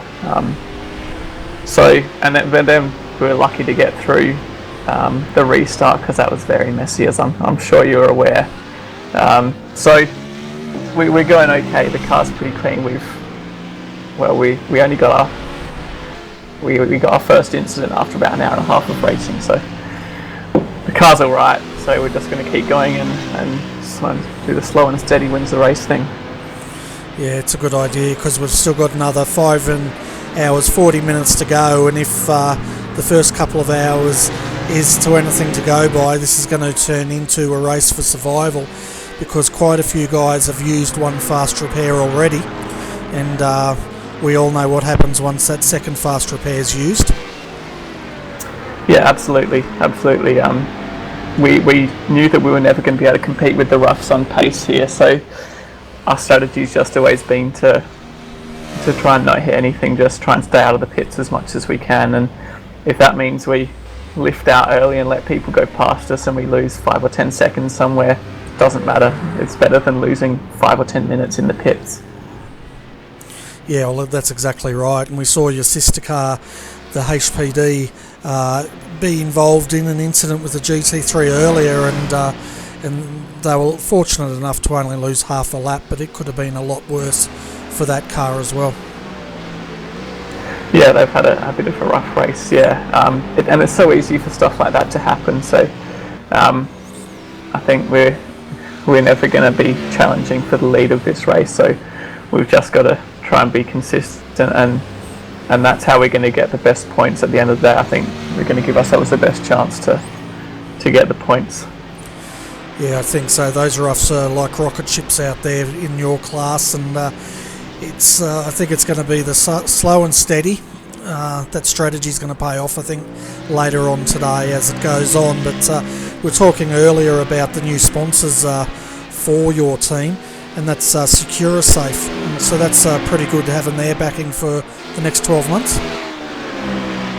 Yeah, it's great. It's great for Gary to have done that, and yeah, so we're maybe not doing them quite as proud as we'd like, but hopefully VIR will be more competitive. Yeah, VIR is going to be an interesting race, and yeah, I think the BMW might be a bit happier there. But anyway, David, thanks for popping in for a chat. Best of luck for the rest of the race, and yeah, tell the guys to pop up if they want to have a chat. Yeah, thanks Bernie, thanks Adrian. Yeah, still a long way to go. Have a good one. Thanks David, good luck. Well, Adrian, it's down to the two of us now for the next hour, unless you've got to disappear to cook dinner as well. No, that's all sorted tonight, Bernie. Once I make a commitment, man, that's all sorted, and I can get that under control. So we're all good here, and I just want to catch up with the viewers out there about the incident there, and we've had a disgruntled race car driver up here. We try our best to cover off what we can, but we're not Channel 10 with multi-million dollars worth of camera equipment and a lot of videos getting recorded. So we can only bring you what we can see at the time, and maybe get back to some of the replays as much as we can. So you know, we do apologise for that in that instance, but we try and cover off what we can, and if we can get it, we'll show it to you. So unfortunately, whatever happens on track, and the views of some people that come up here after an incident, that's their views. We can't change that, but look, we support all the guys out there, and they do the best job they can. So you know, ultimately penalties go down through race control, and they're the guys that have got to hand them out, and they'll do it at the best possible convenience and what they see. So it's a bit of work out there, isn't it, Bernie? Yeah, it certainly is, and you know, the way I see it, each driver's entitled to their opinion, and we give them fair hearing, but whatever is said during those interviews by those drivers, it's not a reflection of RRTV. We try to deliver a non-biased broadcast to you all, so you can enjoy it. So I apologise for the way that interview went, and you know, if Race Control wishes to pop in, they're more than welcome to pop in as well if we need the other side of things. But yeah, it's really only me doing the camera work here. I try to bring you the action as much as I can, and unfortunately we're not going to get everything, are we? No, that's it, Bernie.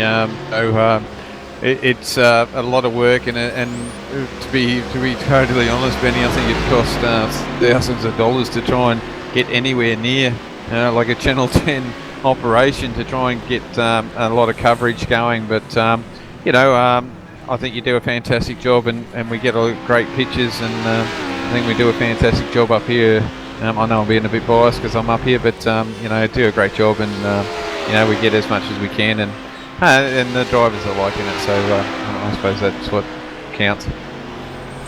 Yeah, well, that's right, as long as the viewers out there are enjoying it as well. But yeah, that interview, I was listening to it in the background, and you know, there's quite a contentious interview, but the choice we could have made with that interview is we could have cut it, and I think that wouldn't have been a good way to deal with it either. So it's best just to let them have their say and go from there. So if any viewers were offended by that interview, we apologise for it, and we weren't quite sure what we were going to get, so to speak.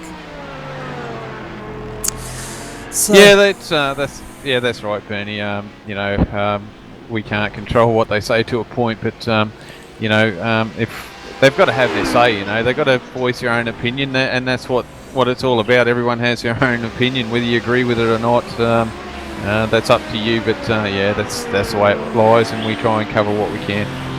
Exactly right, and we'll cover off from our point of view. If we see something, we may call it, but it's up to Race Control at the end of the day. They will be the ones that serve out the penalty, and we are in contact with them, and they are very good at letting us know what's going on in the back room there. But anyway, let's get back to the racing. So at the moment, Jake Burton is leading the way Class A for Dayco Motorsport. Fantastic drive by these guys. They've got their sister car, the 145, we heard from Reece Gardner earlier, in a second position. Third, Ben Darley Jr., Nutters Motorsport Orange. These guys are doing a fantastic job, and they've gradually been coming up through the field and been pretty much under the radar all afternoon.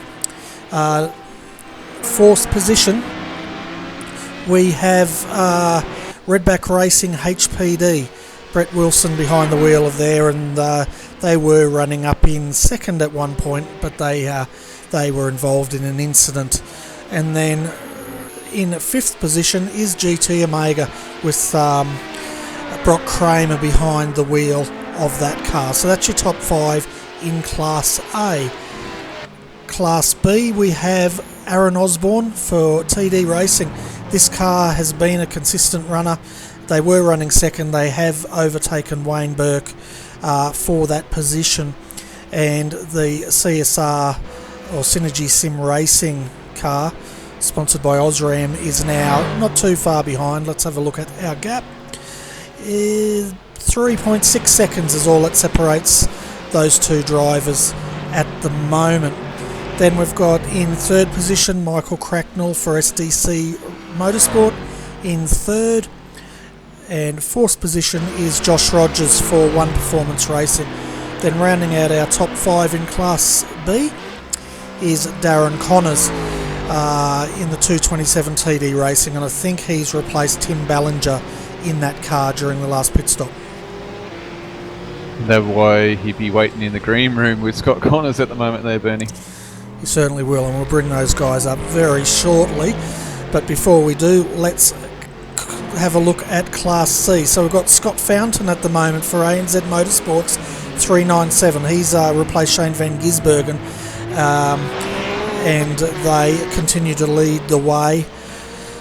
Second is the Selby Racing team with Gary Hamilton. So they've been slowly making their way up through the field and back to second position. And then third, Blackadder Motorsport, Braith Morrow behind the wheel of that car. Then in fourth position we have Adam Funslow for Pagny and IRFF Racing. And rounding out our top 5 in Class C is Eric Kulaga for Tryhards Racing number 4.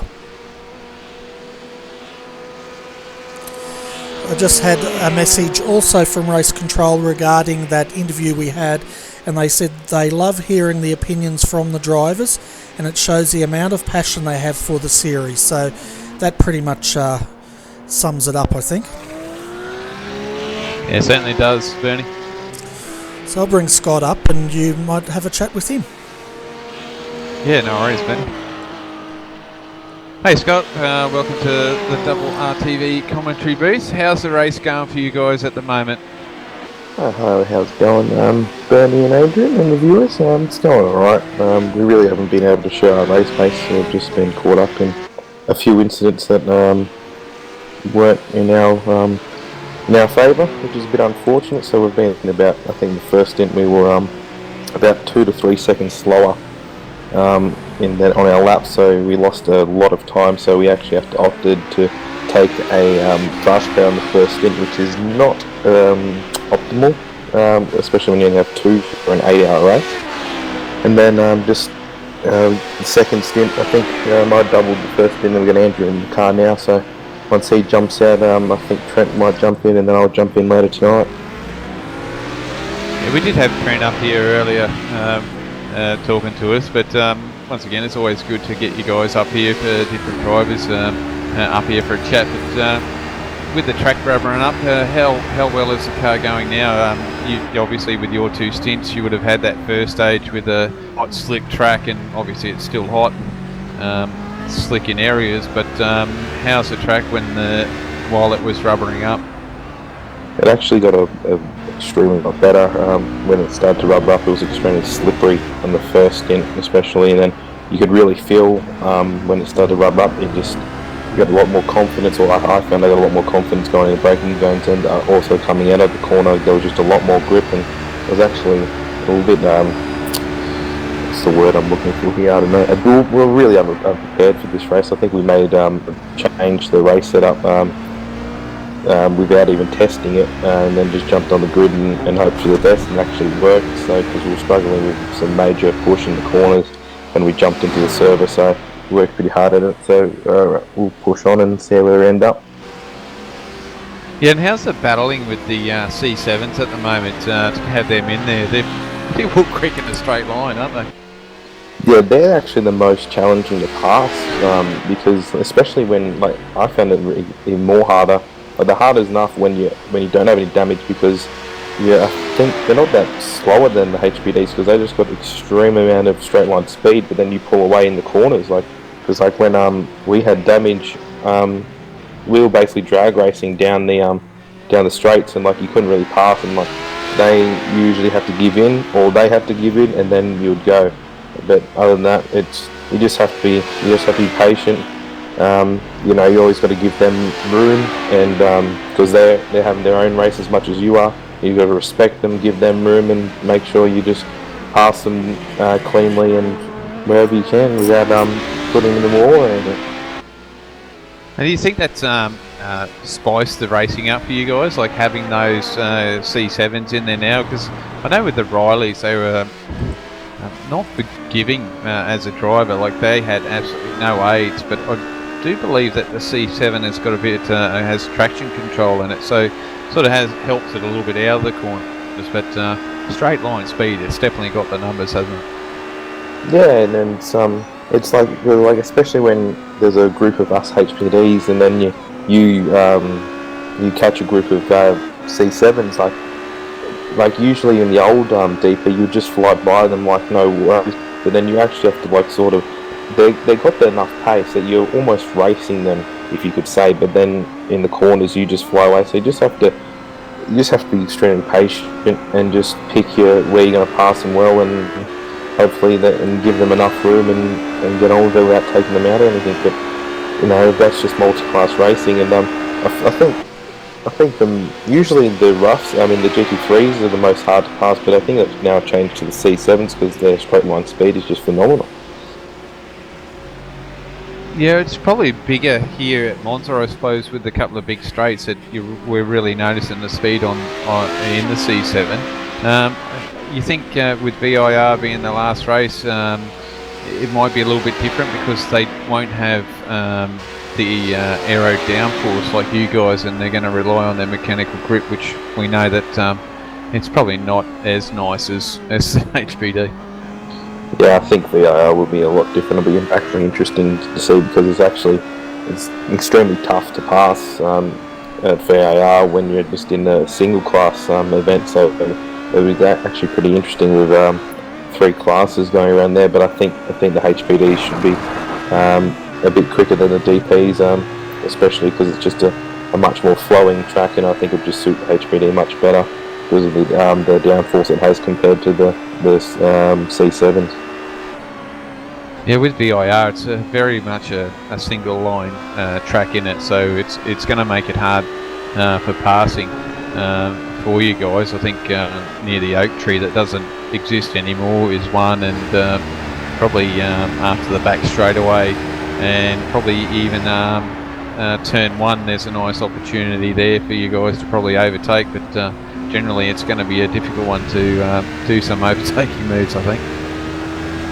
Well, yeah, that's it. You just have to, Bathurst was the worst event because, you can hardly pass around there, so I think that will help us doing the previous events, knowing where you can pass and just to be patient, if you can't pass in that section, you just got to stay behind them and wait till the opportunity comes for you so you can pass them safely. You just have to be extremely patient, and, if you're not patient, you're going to end your race. Yeah, so you guys would be hoping that you don't have the same conditions what we've got here with a nice hot track. I think that's what's contributed to a few of the racing incidences straight from the start of this race, and at VIR you definitely won't want that. Obviously race control can't control that, but it's going to be a hairy situation if we're getting up at 40 degrees again come at VIR, that's for sure.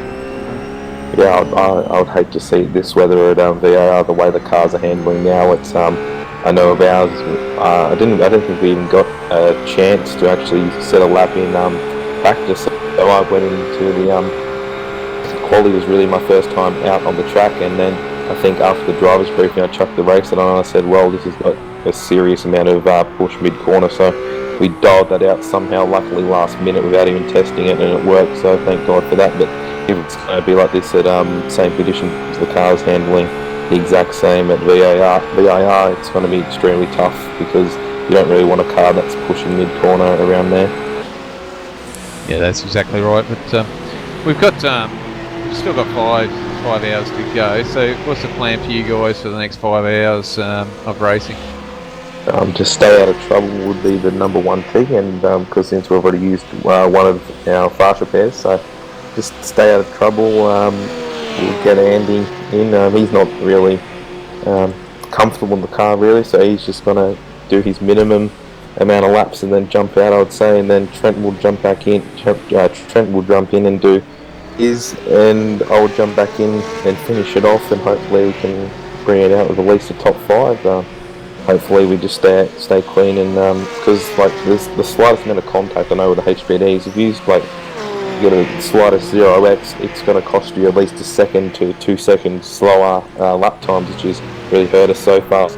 Hopefully we can stay out of trouble and actually show some pace and get it back up there. Yeah, good. I don't have any more questions, so I'll let you to shout out to your sponsors before we go, and then if Bernie's got a question he'll ask you. But thanks for coming up to the booth. It's always good to get your drivers up here and have a chat to us, and all the best for the rest of the race, and we might get you back up here later on tonight when we come back to finish off the race. Yeah, thanks guys.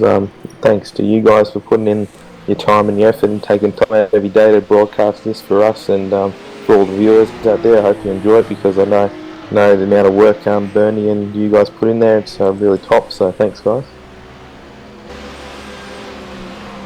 Yeah, welcome Scott, and thanks for popping in, mate.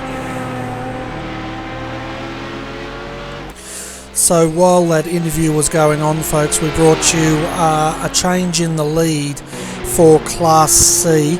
Gary Hamilton's Selby Racing team has passed Scott Fountain for ANZ Motorsports, and he's pulling out quite a lengthy gap at this point. So in Class C, Selby Racing team is first, ANZ second, followed by Blackadder Motorsport, number 3, 6, 7 in third at the moment. So we better bring up your old mate in crime, and that's Mr. Ballinger, and have a quick chat with him. What do you think, Adrian?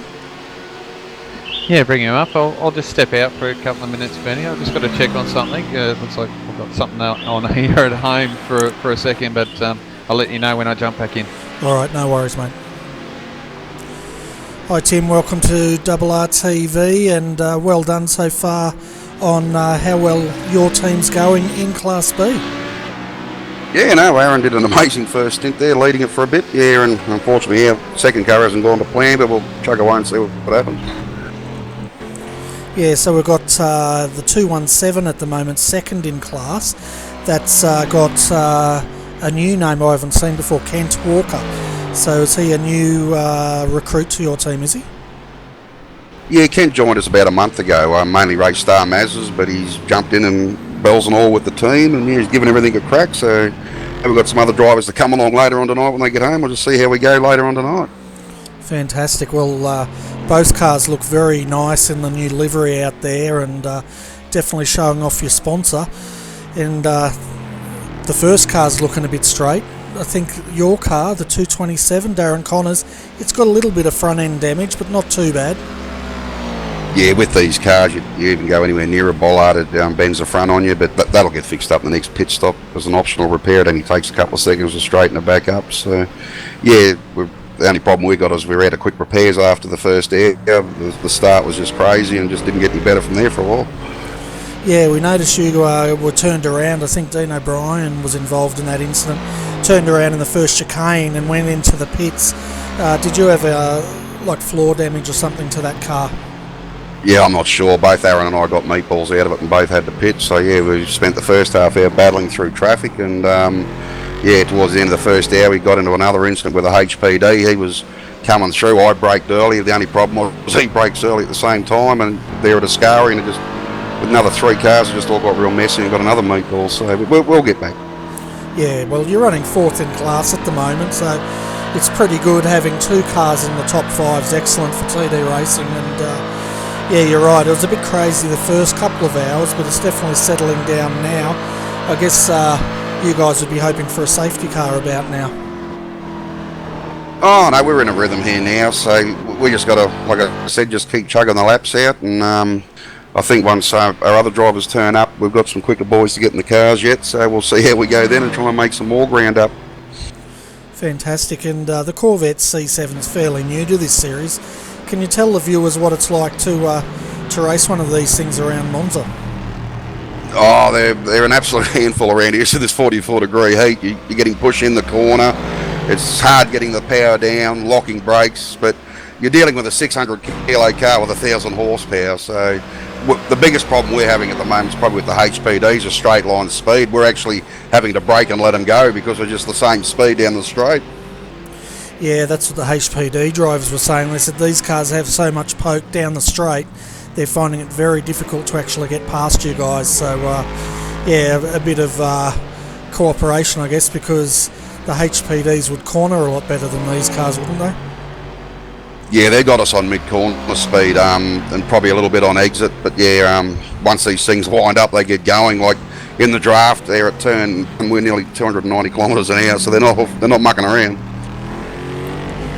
Yeah, and what's the tyre wear on these cars like? Because we know it's pretty darn hot out there. I think last time we looked it was 44 or 45 degrees track temp. You've got to manage your tyres on. If you push them really hard early, you just heat them up and destroy them.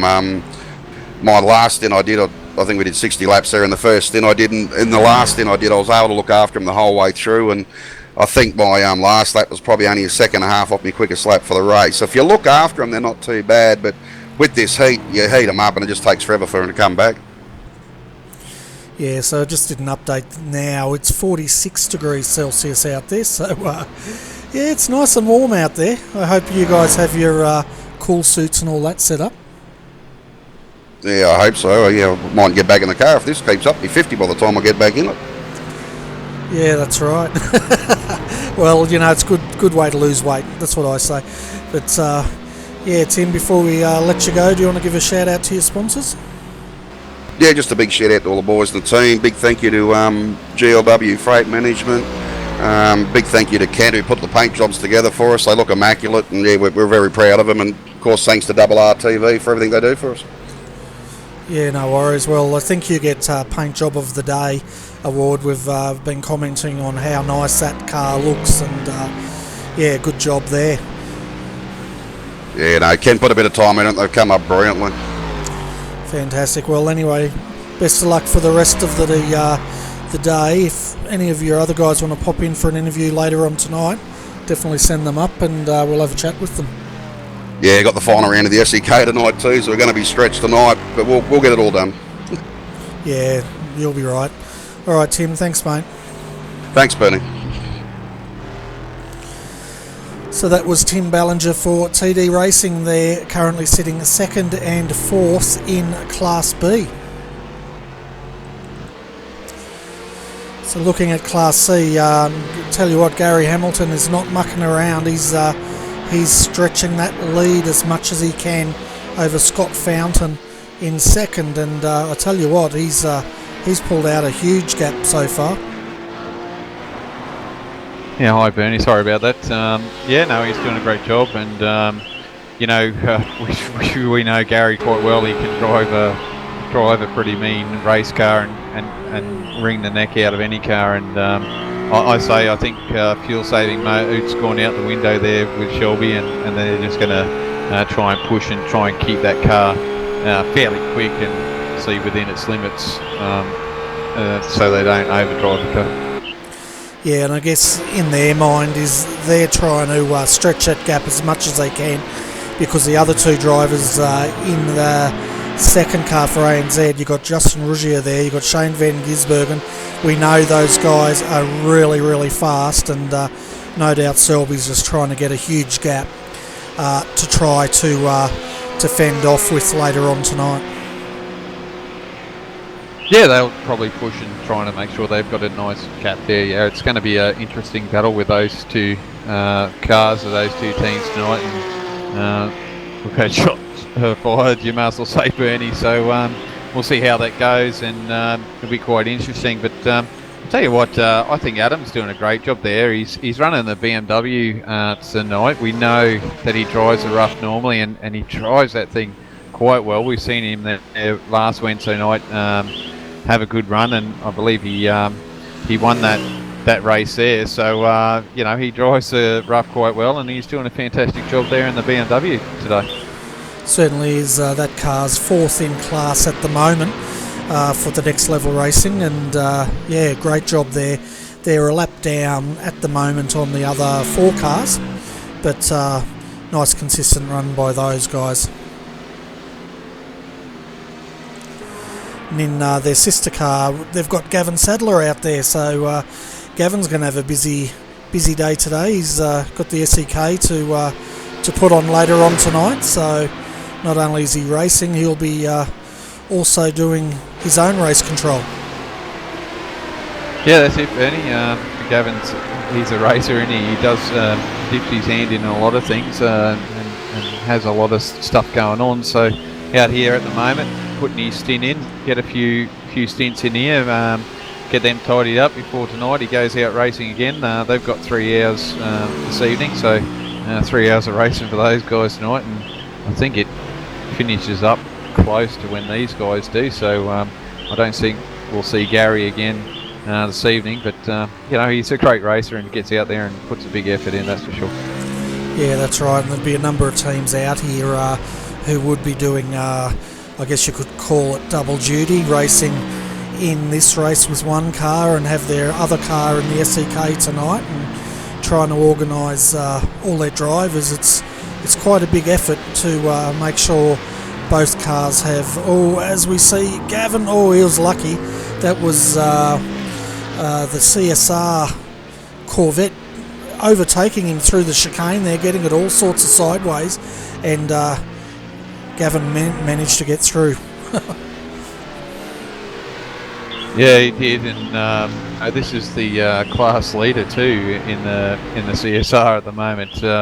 They've taken over from the 217, so you know, that's not what you want as a class leader, and have been in the car and then you have to go and get it fixed. So yeah, it's not good seeing that happening. Yeah, that's right, and we've seen earlier on, it doesn't take a lot to bend these cars in the HPDs. When we were speaking to Tim Ballinger, he said both his cars got meatball flags in that turnaround in the first chicane. So these cars are quick, but they're very fragile at the same time. Yeah, they certainly are, Bernie.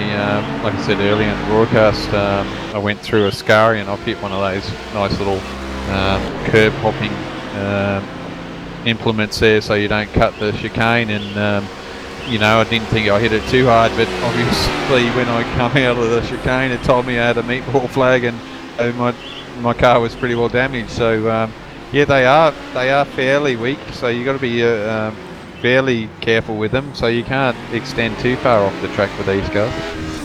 Yeah, that's right, and we're just riding with Brett Wilson at the moment for Redback Racing, and we can just see the speed of that Corvette ahead of him. That's the Class B leader, Wayne Burke, and I tell you what, the HPD is not making a lot of ground flat out, they're just making it under brakes.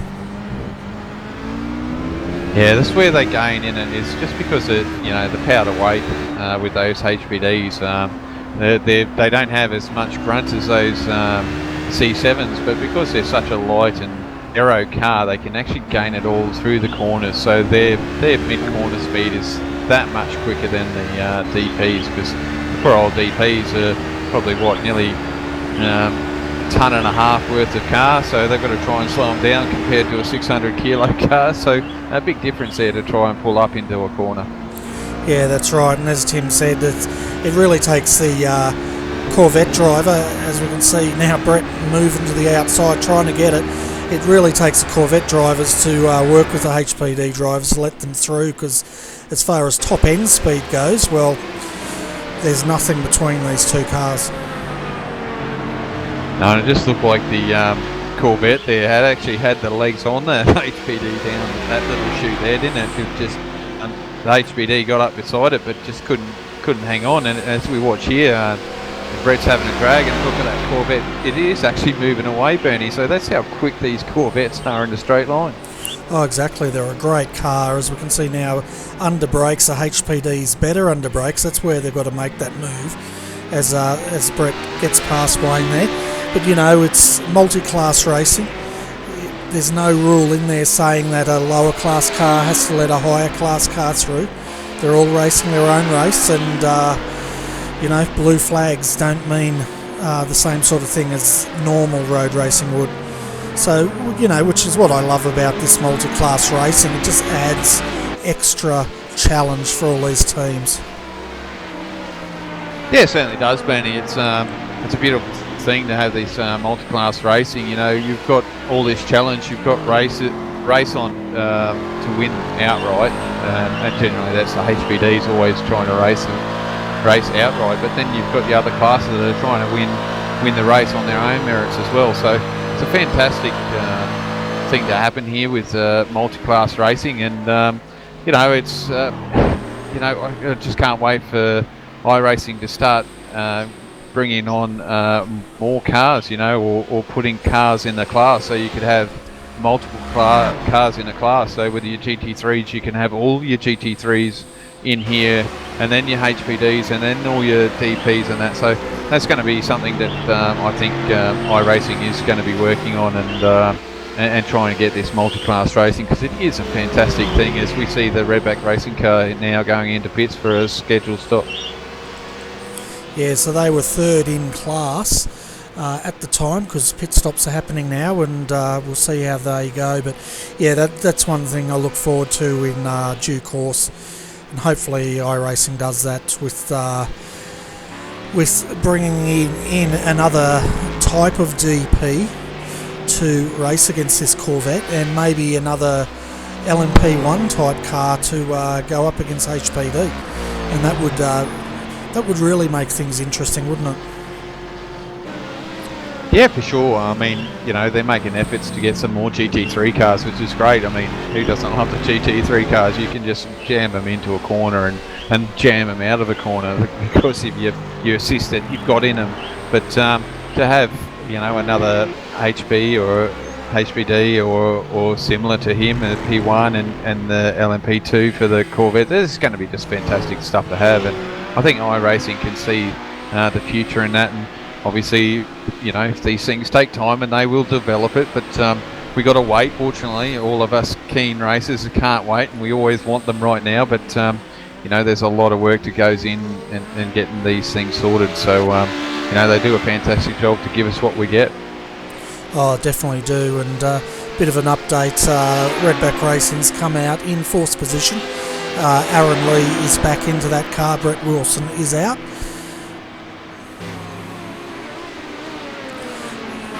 Just having a look, I just had a message here from Selby. But so yeah, Aaron Lee's into that car. Brett Wilson's out. But yeah, iRacing's quite a small company really compared to a lot of them, and I think they're punching above their weight. Like, we've got Nordschleife coming out next release, and also there's big things happening with the Formula 1, so it's not only they're doing a great job bringing in all these GT3s, they're bringing in new Formula 1s, new Formula 2s, new tracks. It's all happening at the moment. Yeah, and that's the F1 situation. I think they've been quite lucky. They've had big help from McLaren, so they're basically just grabbing the data off of them, and McLaren's throwing them data at them. But you got your DRS zones and your KERS and your MERS and all that sort of stuff that goes involved, and it's just a lot of code that they've got to put in.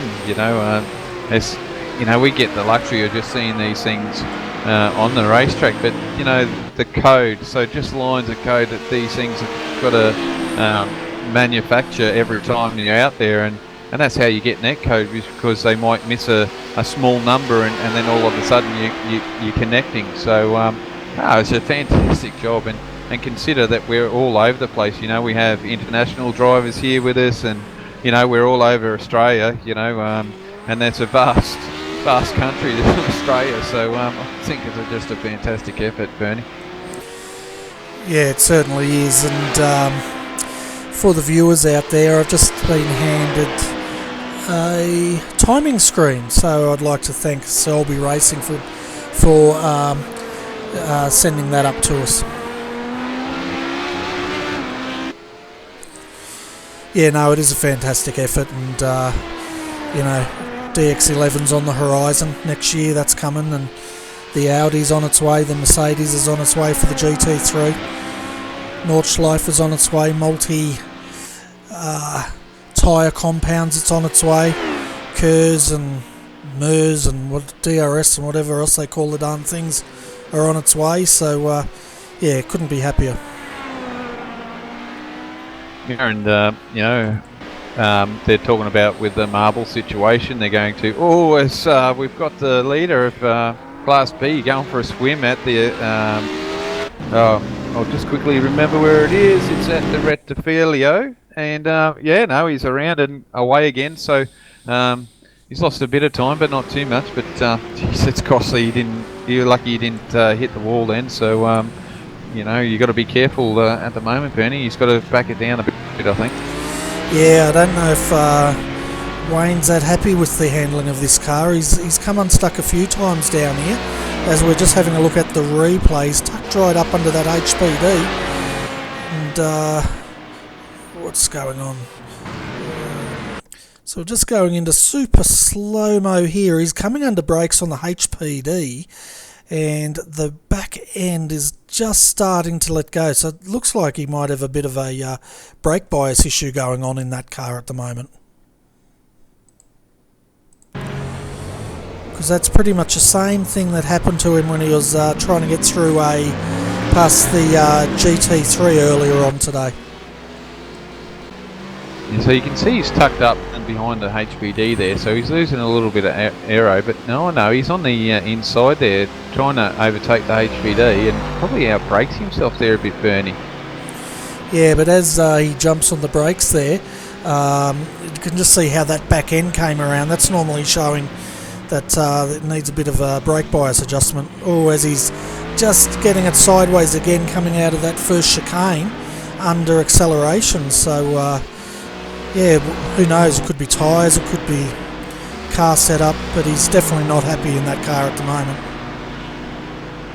Yeah, it looks like a little bit of a handful for him at the moment, so let's hope he can get himself sorted, back it down a bit, try and bring the lap times down, drop the pace a bit, try and get the car cooled down and try and get himself refocused, because that's, he's got a few, probably half an hour or so to go before he jumps out of that car or gets some new tyres at it, so he's going to have to take his time here.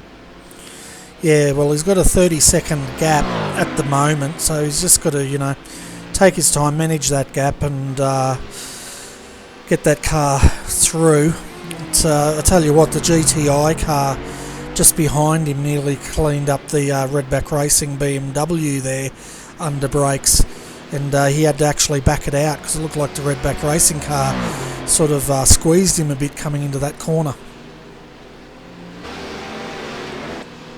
Yeah, I thought I see a nose cone on that car there for a minute, Bernie, but it looks like it might have been just a glitch on my side, so it looks like it's on there for you, so it's one of those things, a little bit of, like I said, a bit of netcode there, Bernie, just not getting the information at the right time. Yeah, there's a little bit of that going on, but time for a bit of an update, folks, of our top three in each class. So Jake Burton for Dayco Motorsport leading Class A, followed by their sister car with Jake Maloney behind the wheel there, about half a lap down on their sister car at the moment, but the 145 is in second. Ben Darley Jr. for Nutters Motorsport Orange is third in Class A, and these guys are doing a fantastic job, it must be said. Looking at Class B, Wayne Burke for Synergy Sim Racing is leading the way. They have a gap of about 25 seconds over TD Racing with Kent Walker behind the wheel of that car, and Kent's the one that put together that fantastic paint job, so well done there. And then in third position, Class B, is SDC Motorsports, and Marty Carroll is behind the wheel of that car at this stage. Looking down to Class C, we have Gary Hamilton leading the way for Selby Racing Team, followed by Braith Morrow in second position for Blackadder Motorsport with 367. The 397, Justin Ruggier has jumped back into that car, and they're sitting in third at the moment. And we know Justin, he can get a lot out of that car at the moment. So that's our top three in Class C. Yeah, all doing a fantastic job there, and we know Justin's going to put some numbers down. He's quite a good steerer, and we'll see how they go. In third at the moment, they're like 38 seconds behind second, and almost a minute behind first place at the moment. So obviously they've had a pit stop and haven't repaired the front of the car by the look of it, Bernie. They've just been out there, and obviously it's not affecting the car too much for Aero. Yeah, that's right. And we can see Justin going in to put a lap on the Redback Racing BMW, and we might jump on board with Justin and do a lap around here. So crank it up, folks, and enjoy the sound of this beautiful rough.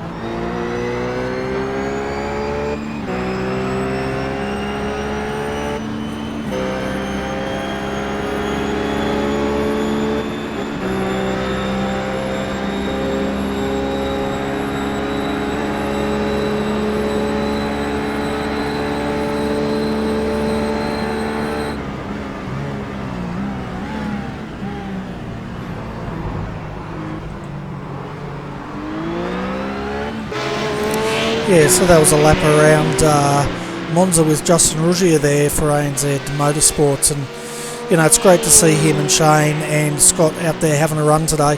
And Justin's been, well known for his sim racing in the V8s, but he's also making a name for himself out in real world racing these days. So it's good to have those guys here.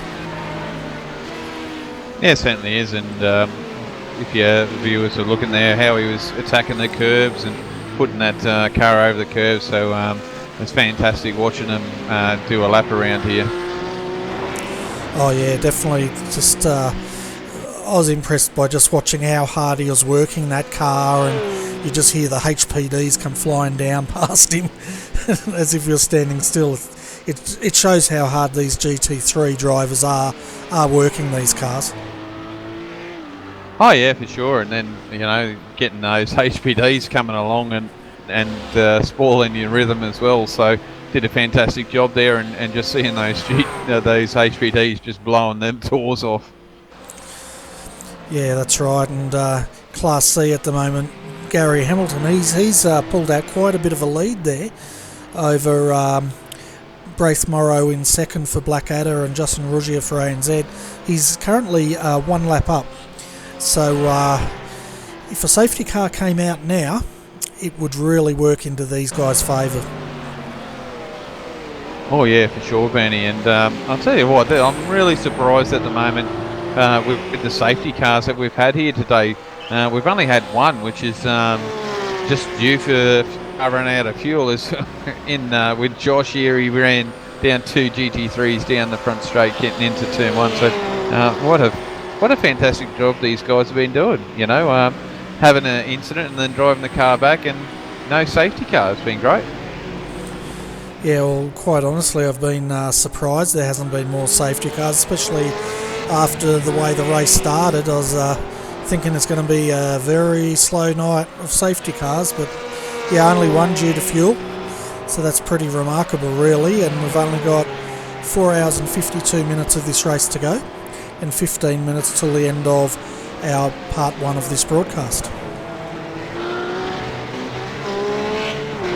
Yeah, no, it's been good racing, and like you, Bernie, I was thinking, with the amount of offs and incidents we were having early on, I'm sure there was going to be a safety car out there. One of the cars were going to the wall pretty hard and not be able to get back, but they've got the cars back to pit lane, and the race has been going ever since, and doing a fantastic job. So hats off to the drivers tonight. Oh, definitely, it's been good, and of course, for our viewers who have just joined us, it's been pretty eventful in the commentary box as well. We've had problems with our hardware and problems with me needing to go off and get something to eat, and something happening in your house, and yeah, it's been pretty eventful up here in the commentary box for us as well. Yeah, certainly has been, and it still hasn't stopped yet either. My incident, I'm just waiting on to see how it goes. You already know, but I've had a dog that was on heat and given birth, and looks like that she's had one inside all this time, and that was the emergency we had, so we're just going to keep an eye on her. So it looks like a tough one for us today. Certainly is. So if you need to go, just say so, and you might have to go to the vets, I think.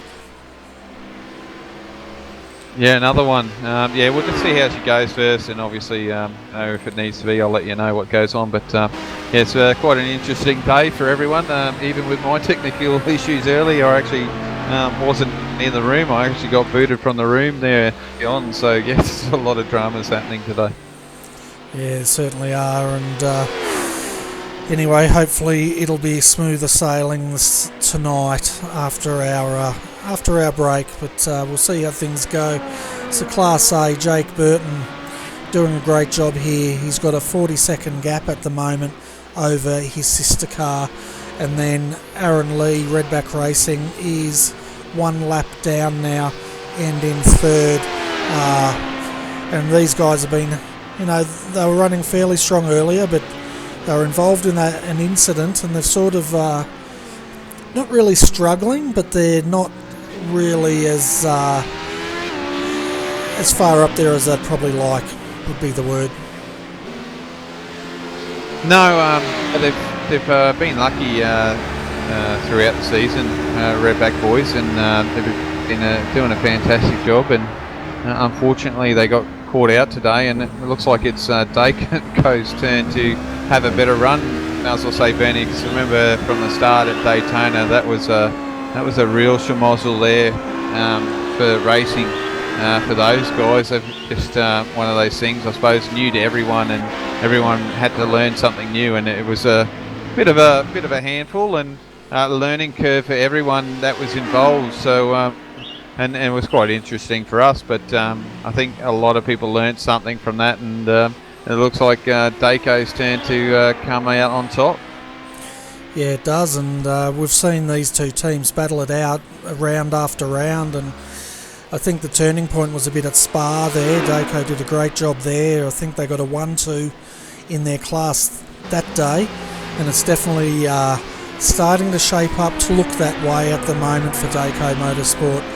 If they can continue this pace, I think it's going to be another 1-2 for the HPD boys tonight. Yeah, it certainly would be if they keep going. They're doing a great job, and hats off to them too, Benny. I mean, those guys don't give up, do they? I think in that Daytona race, I think they didn't have any nose cone left on that car whatsoever, and they were still getting up there. They were still running around there and keeping fairly good pace, but obviously without a nose cone, those things lost quite a few seconds a lap and weren't as quick as the guys up the front, but they're still in there and putting their laps in and showing their hand and saying, hey, we're here to race no matter what, and put the effort in, so it's good to see. Yeah, and if we have a look at some statistics, because I know how much you love statistics there, Adrian. Jake Burton in the Daco Motorsport 147. They've done 110 laps, Out of that, they've led for 107 laps. The only car that has led in that class for 3 laps is the Redback Racing car or team, and they led for 3. But apart from that, Dayco's led all 107 of these laps tonight. Yeah, and they're doing a fantastic job, aren't they? So, you know, even throughout, you know, you knew the quality of that team throughout the season. It was there and it's been waiting to be unleashed, and we saw it Spa for 24 hours. I think we saw the talent and the team's efforts there, and you know, today as well. I know we've only been in it for a couple of hours, but we've seen these guys push on and do a great job, and you know, I'm sure we're going to see them up the top of the podium again this evening. Yeah, and for statistics out there for the people who like them as well, we've done 110 laps. From my timing screen here I'm looking at, it's estimating there's another 157 laps of this race to go. So the guys aren't even halfway yet, which of course we'd expect that. In another 46 minutes they will hit the halfway mark of this race. Yes, and you know, seeing a lot of battered cars out there, aren't we? You know, hats off to some of the CD boys. We know that they've actually got only one fast repair, and there's a couple of HPDs out there as well. You know, they've suffered some casualties early on, and they've had to put a fast repair on there. So some of them are still looking okay, but I'll tell you what, some of those GT3 cars are definitely looking second hand at the moment, Bernie. Oh, they certainly are, and a lot of the guys have they've been using up their fast repairs as well, so it's going to really come down to a survival for the rest of this race for a lot of those guys. Oh yeah, for sure. And the other thing that the guys have got to be careful on too is their incident levels. Now, you're not going to get disqualified, but what is going to happen is that you know, you're going to start losing points on your position. So if you think you've had a good race and you've come home second in class, by the time all your incident points have come off, you may not even score any points and not actually get anything for all your hard work for the day. So yeah, it's for the championship anyway. Well, exactly right. And just having a look at our races, I think Class B, correct me if I'm wrong, is being led now by Wayne Burke again for Synergy Sim Racing. Yeah, no, it looks like Wayne's still out there leading Class B again, so he's done a great job for those guys, and you know, the new driver there for TD Racer with Kent Walker, so he's a big open wheeler driver. He loves his Star Mazda, so he's a Star Mazda driver, and he's in a tin top now and driving this Corvette, so something new for him. I think he's only had it for about 3 weeks, Bernie. Yeah, that's right. And the other guy that's made the jump from Star Mazda to this category is Trent Thomas. He's also known for his Star Mazda driving and made the jump into these cars as well. So it's good to see some of the open wheeler blokes coming out and having a go at this multi-class racing. Yeah, I don't know if from a Star Mazda into HPD is sort of changing too much. I think, Bernie, they're downforce galore on those HPDs, so that'd be something you'd be used to. The wheels might be covered over, but I still think it's particularly a Formula car anyway, isn't it? The feeling I have is they are. I think it's a bigger stretch to jump into this Corvette because this car doesn't have as much downforce, and it's probably a harder car to drive, arguably. Yeah, I would say so, Bernie. Like I said, I jumped in it, and I've only purchased. I think the old Shelby car there got a little. Nathan's in the car at the moment. I think he got a little tat there going into Ascari there, so that was quite interesting from the BMW, and they're in second place they'd be leading their class at the moment, so that's not what you want, getting into Ascari, getting a good tap up the bump by another GT3 car that you lapped. Yeah, well, he's braking there, and it's the OSR car behind him. Just gave him a bit of a nudge there under brakes as they entered, and to their credit, they did back out of that, and it could have been pretty nasty there. Yeah, for sure, and that's the class-leading car. You don't really want to get mixed up with that. That's not a good way to present yourself. I'm sure you're not going to get a lot of fan mail from the other team if you do anything to knock them out of the race, that's for sure. Yeah, and that other car was Oceanic Sim Racing, Simon Black, and I think he got a bit caught out there. I think he was expecting Nathan to go through, and he jumped on the brakes and just kissed the rear bumper there, and fortunately it didn't get any worse than that.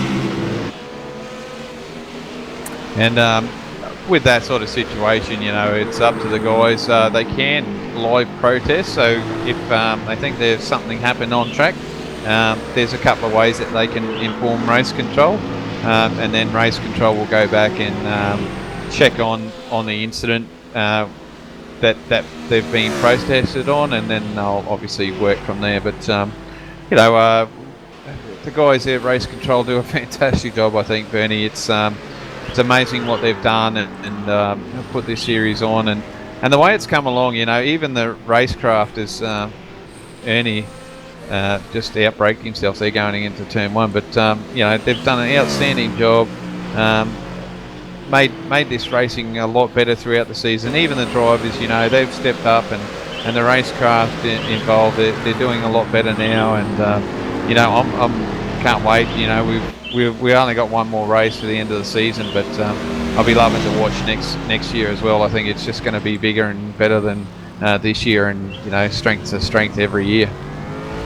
Oh yeah, definitely, and 2016 I think is going to be a great year for a lot of these championships. 2015 was the first year that a lot of these championships tried a year-long type format, and a lot of them were feeling their way. So 2016, a lot of these guys will know what they need to do to make it even better. So I'm looking forward to 2016.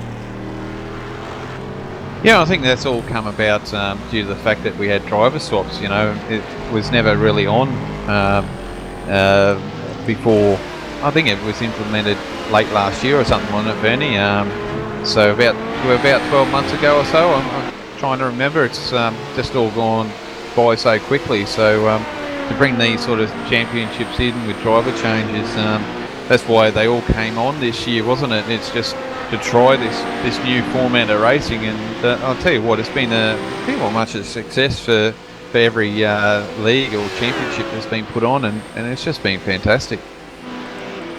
Oh, it certainly has, and the next big thing that's going to change things a lot will be the double stacking that iRacing is going to introduce soon. So at the moment we're limited to one car per pit, but like the V8 supercars, they're going to allow teams to share pits, which means for these long races you could potentially have double the field size, which I think would be absolutely crazy, but it'd be interesting to see.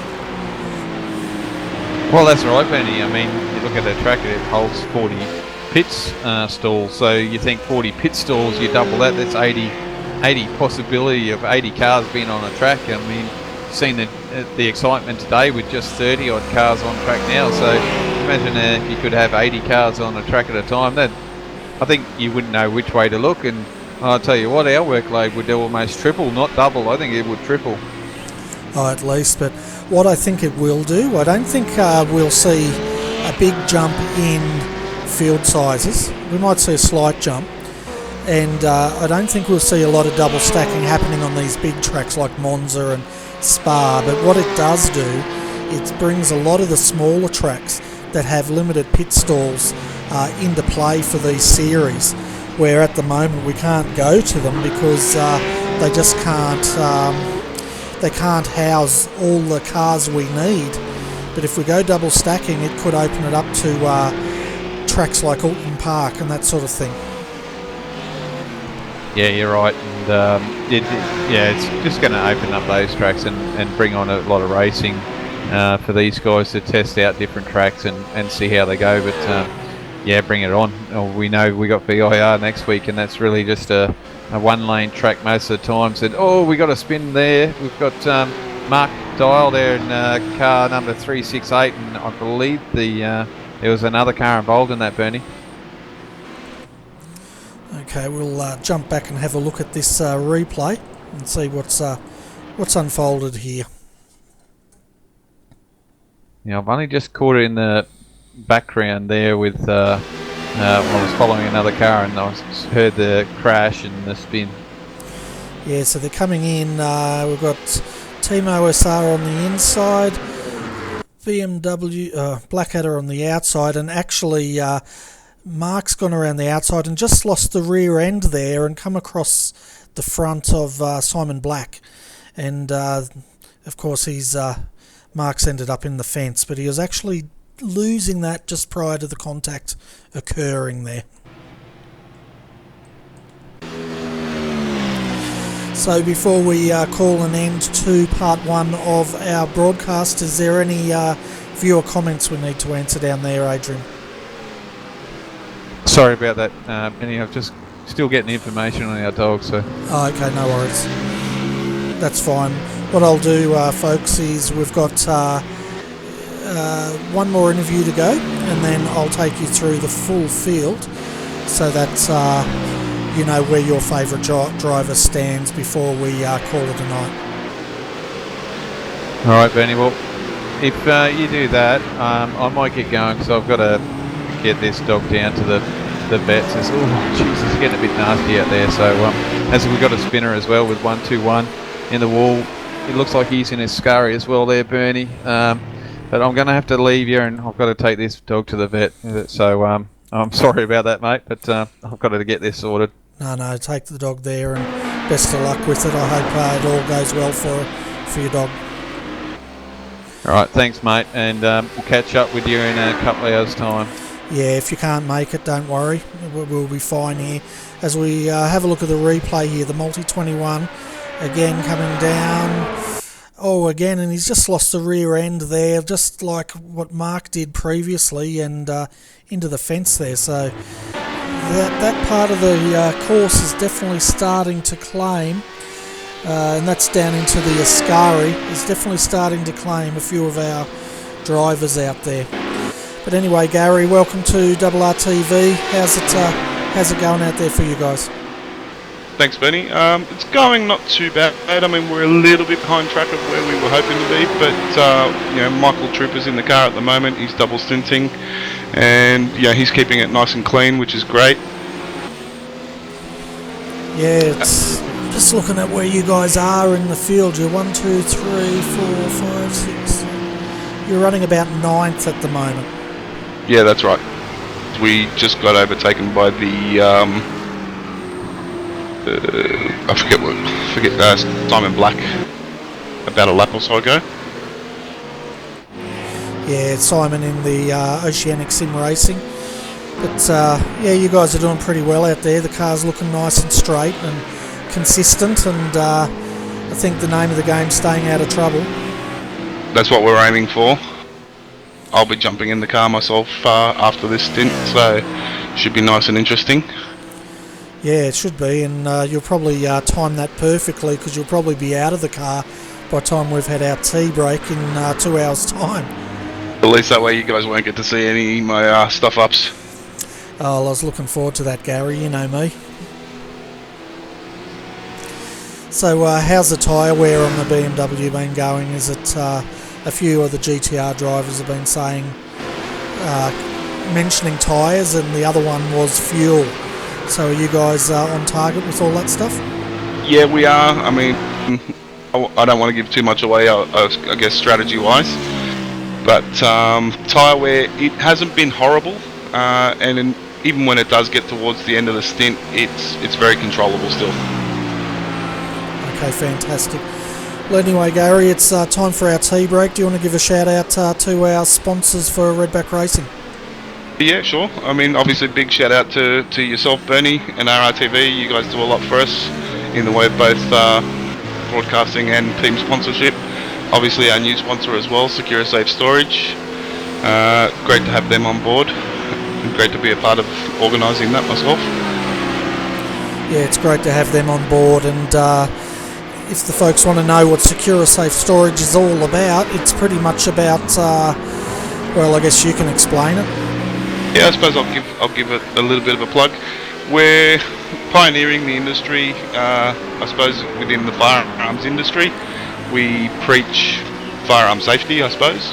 A big key part of our business is getting firearms out of homes, away from the possibility of kids accidentally getting into the safe and causing harm to themselves or others, and all that sort of thing. So we work very closely with both New South Wales Firearms Registry and New South Wales Police to make sure things happen correctly and are done in the right way and keep everybody safe, really. Yeah, and you pretty much secure people's guns for them, if I'm correct. Is that right? That's correct. Yeah, we provide a high security storage facility for people with firearms that don't want to keep them in the home. Others that are renting that can't sort of bolt safes down to their floor and walls and all that sort of thing. So we're offering them a service, and at the end of the day, it's a safety thing as well, with getting them away from the very rare possibility crimes of passion, but more so about getting them away out of homes, away from kids and all that sort of stuff as well. Yeah, it's definitely a excellent business to have sponsoring Redback Racing, and if the viewers out there want to get more information about that business, where would they go on the internet? We do have a website. It is a bit of a long URL, but it is securesafestorage.com.au. All the info's there, explaining our rates and what we do and how we do it. And there's plenty of informational links there for people that don't know anything about firearms, that just want to learn something about how safety runs and what some of the laws and legislation is about safekeeping and all that sort of stuff. There's plenty of info on the site there, with links to New South Wales Police as well on finding out more information. Yeah, no worries. Well, yeah, that sounds excellent, Gary, and thanks for coming up, and good luck with your stint. And even though I won't be broadcasting, I'm sure I'll be watching. I'll try and get a highlights reel going or something. Gee, thanks. Alright, no worries. Well, best of luck for the rest of the race. And no worries, thank you. See how you guys go. Take care, Bernie. Much appreciated for the broadcast once again. You're doing an awesome job. Yeah, no worries, mate. So, folks, that was Gary from Redback Racing. So before we end part one, let's go through the whole field from the top to the bottom, so you can see where your favourite driver stands at the moment. So at the moment in Class A, Dayco Motorsport are leading the way. They've led all but 3 laps of this race tonight in the 147, and it's quite a dominant performance once again. They're going for a 1-2 with the 145. 40 seconds down from the race leader, and then in third is Redback Racing HPD 118. They were leading for a while there. They did have a coming together with one of the GT3 cars, which took the whole nose off, and pretty much it's cost them a lot, let's put it that way. Looking further down the field, in fourth, JFF Racing GT Amiga is fourth. Fifth, Nutters Motorsport Orange.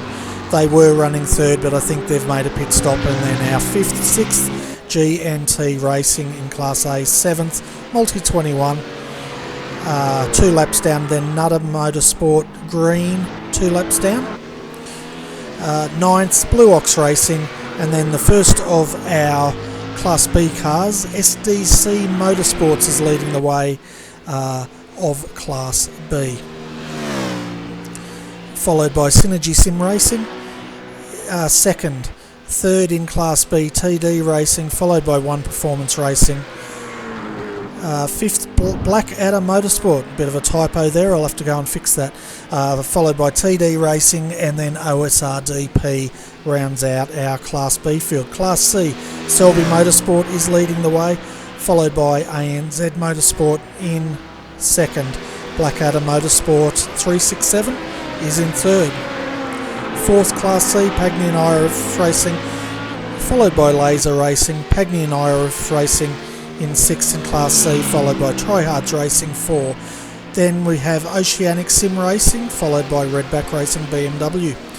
Then we have Blackadder Motorsport and Tryhards Racing 2, 28th outright at this stage, followed by LM and Touring International in the rough.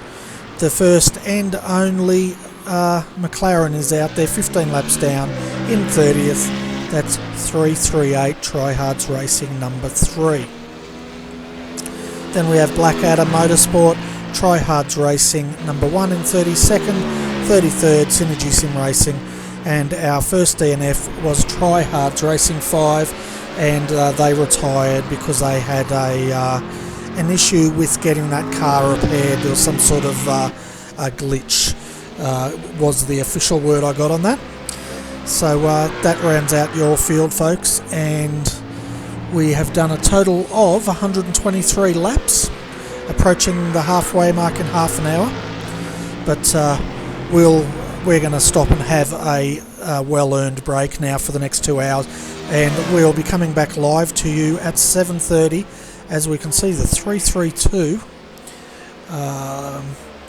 is going extremely slow, and that's Darren Bull. They may be out of fuel, and in which case that's going to bring out a safety car. Let's jump on board and see if we've got any power of that car whatsoever. Yeah, that car doesn't sound good. I think if they can't get that back, we're going to be under safety car very shortly here. You can just see all the marbles there. It's looking like we may get a safety car here. We'll stay with this for a moment, and we'll bring up Brett Wilson from the HPD to have a chat. Hi Brett, welcome to RRTV. We're about to go off air, and it looks like the 332, oh boy, nearly got cleaned up by the Corvette, is in big trouble out there, and I think this is going to bring out a safety car. Not bad. I think we're in a position where we'd like to hear that. Yeah, they're limping down there very slowly.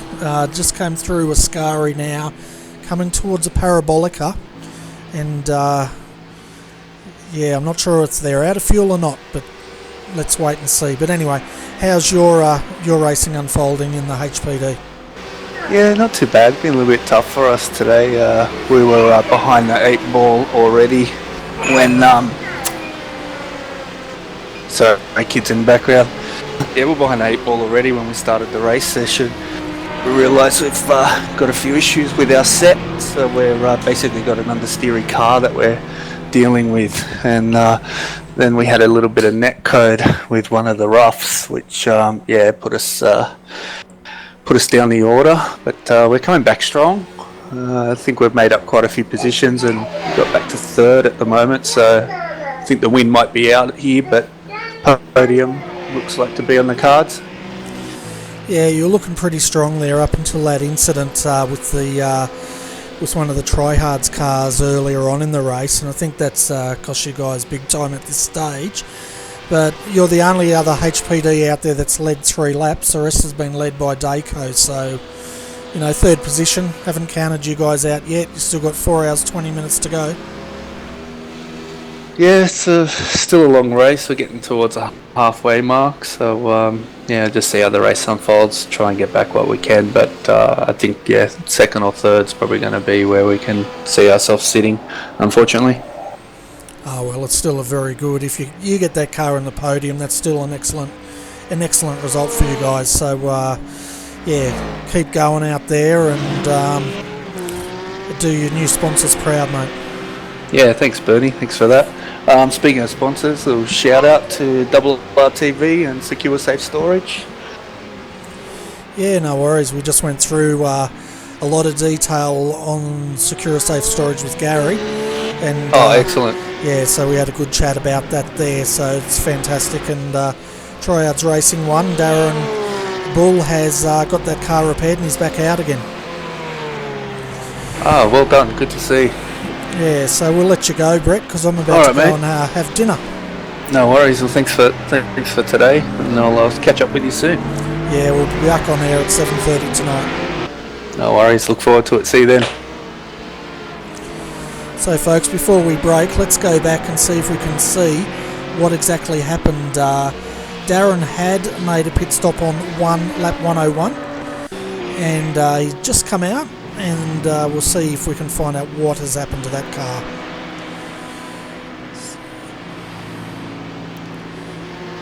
So yeah, he's exited the pits and hasn't gone anywhere basically. So he's just come out of the pits. Let's go back. Looks like he's just coming out of the pits and that car is just totally undrivable.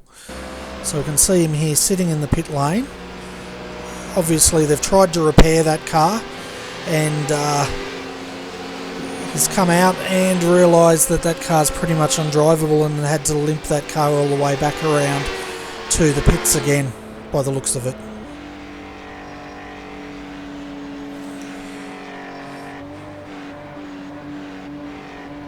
Yeah, it's just not going anywhere. It sounds to me like you can't get it out of the pit limiter. So maybe that's what's affected that car. Very strange indeed.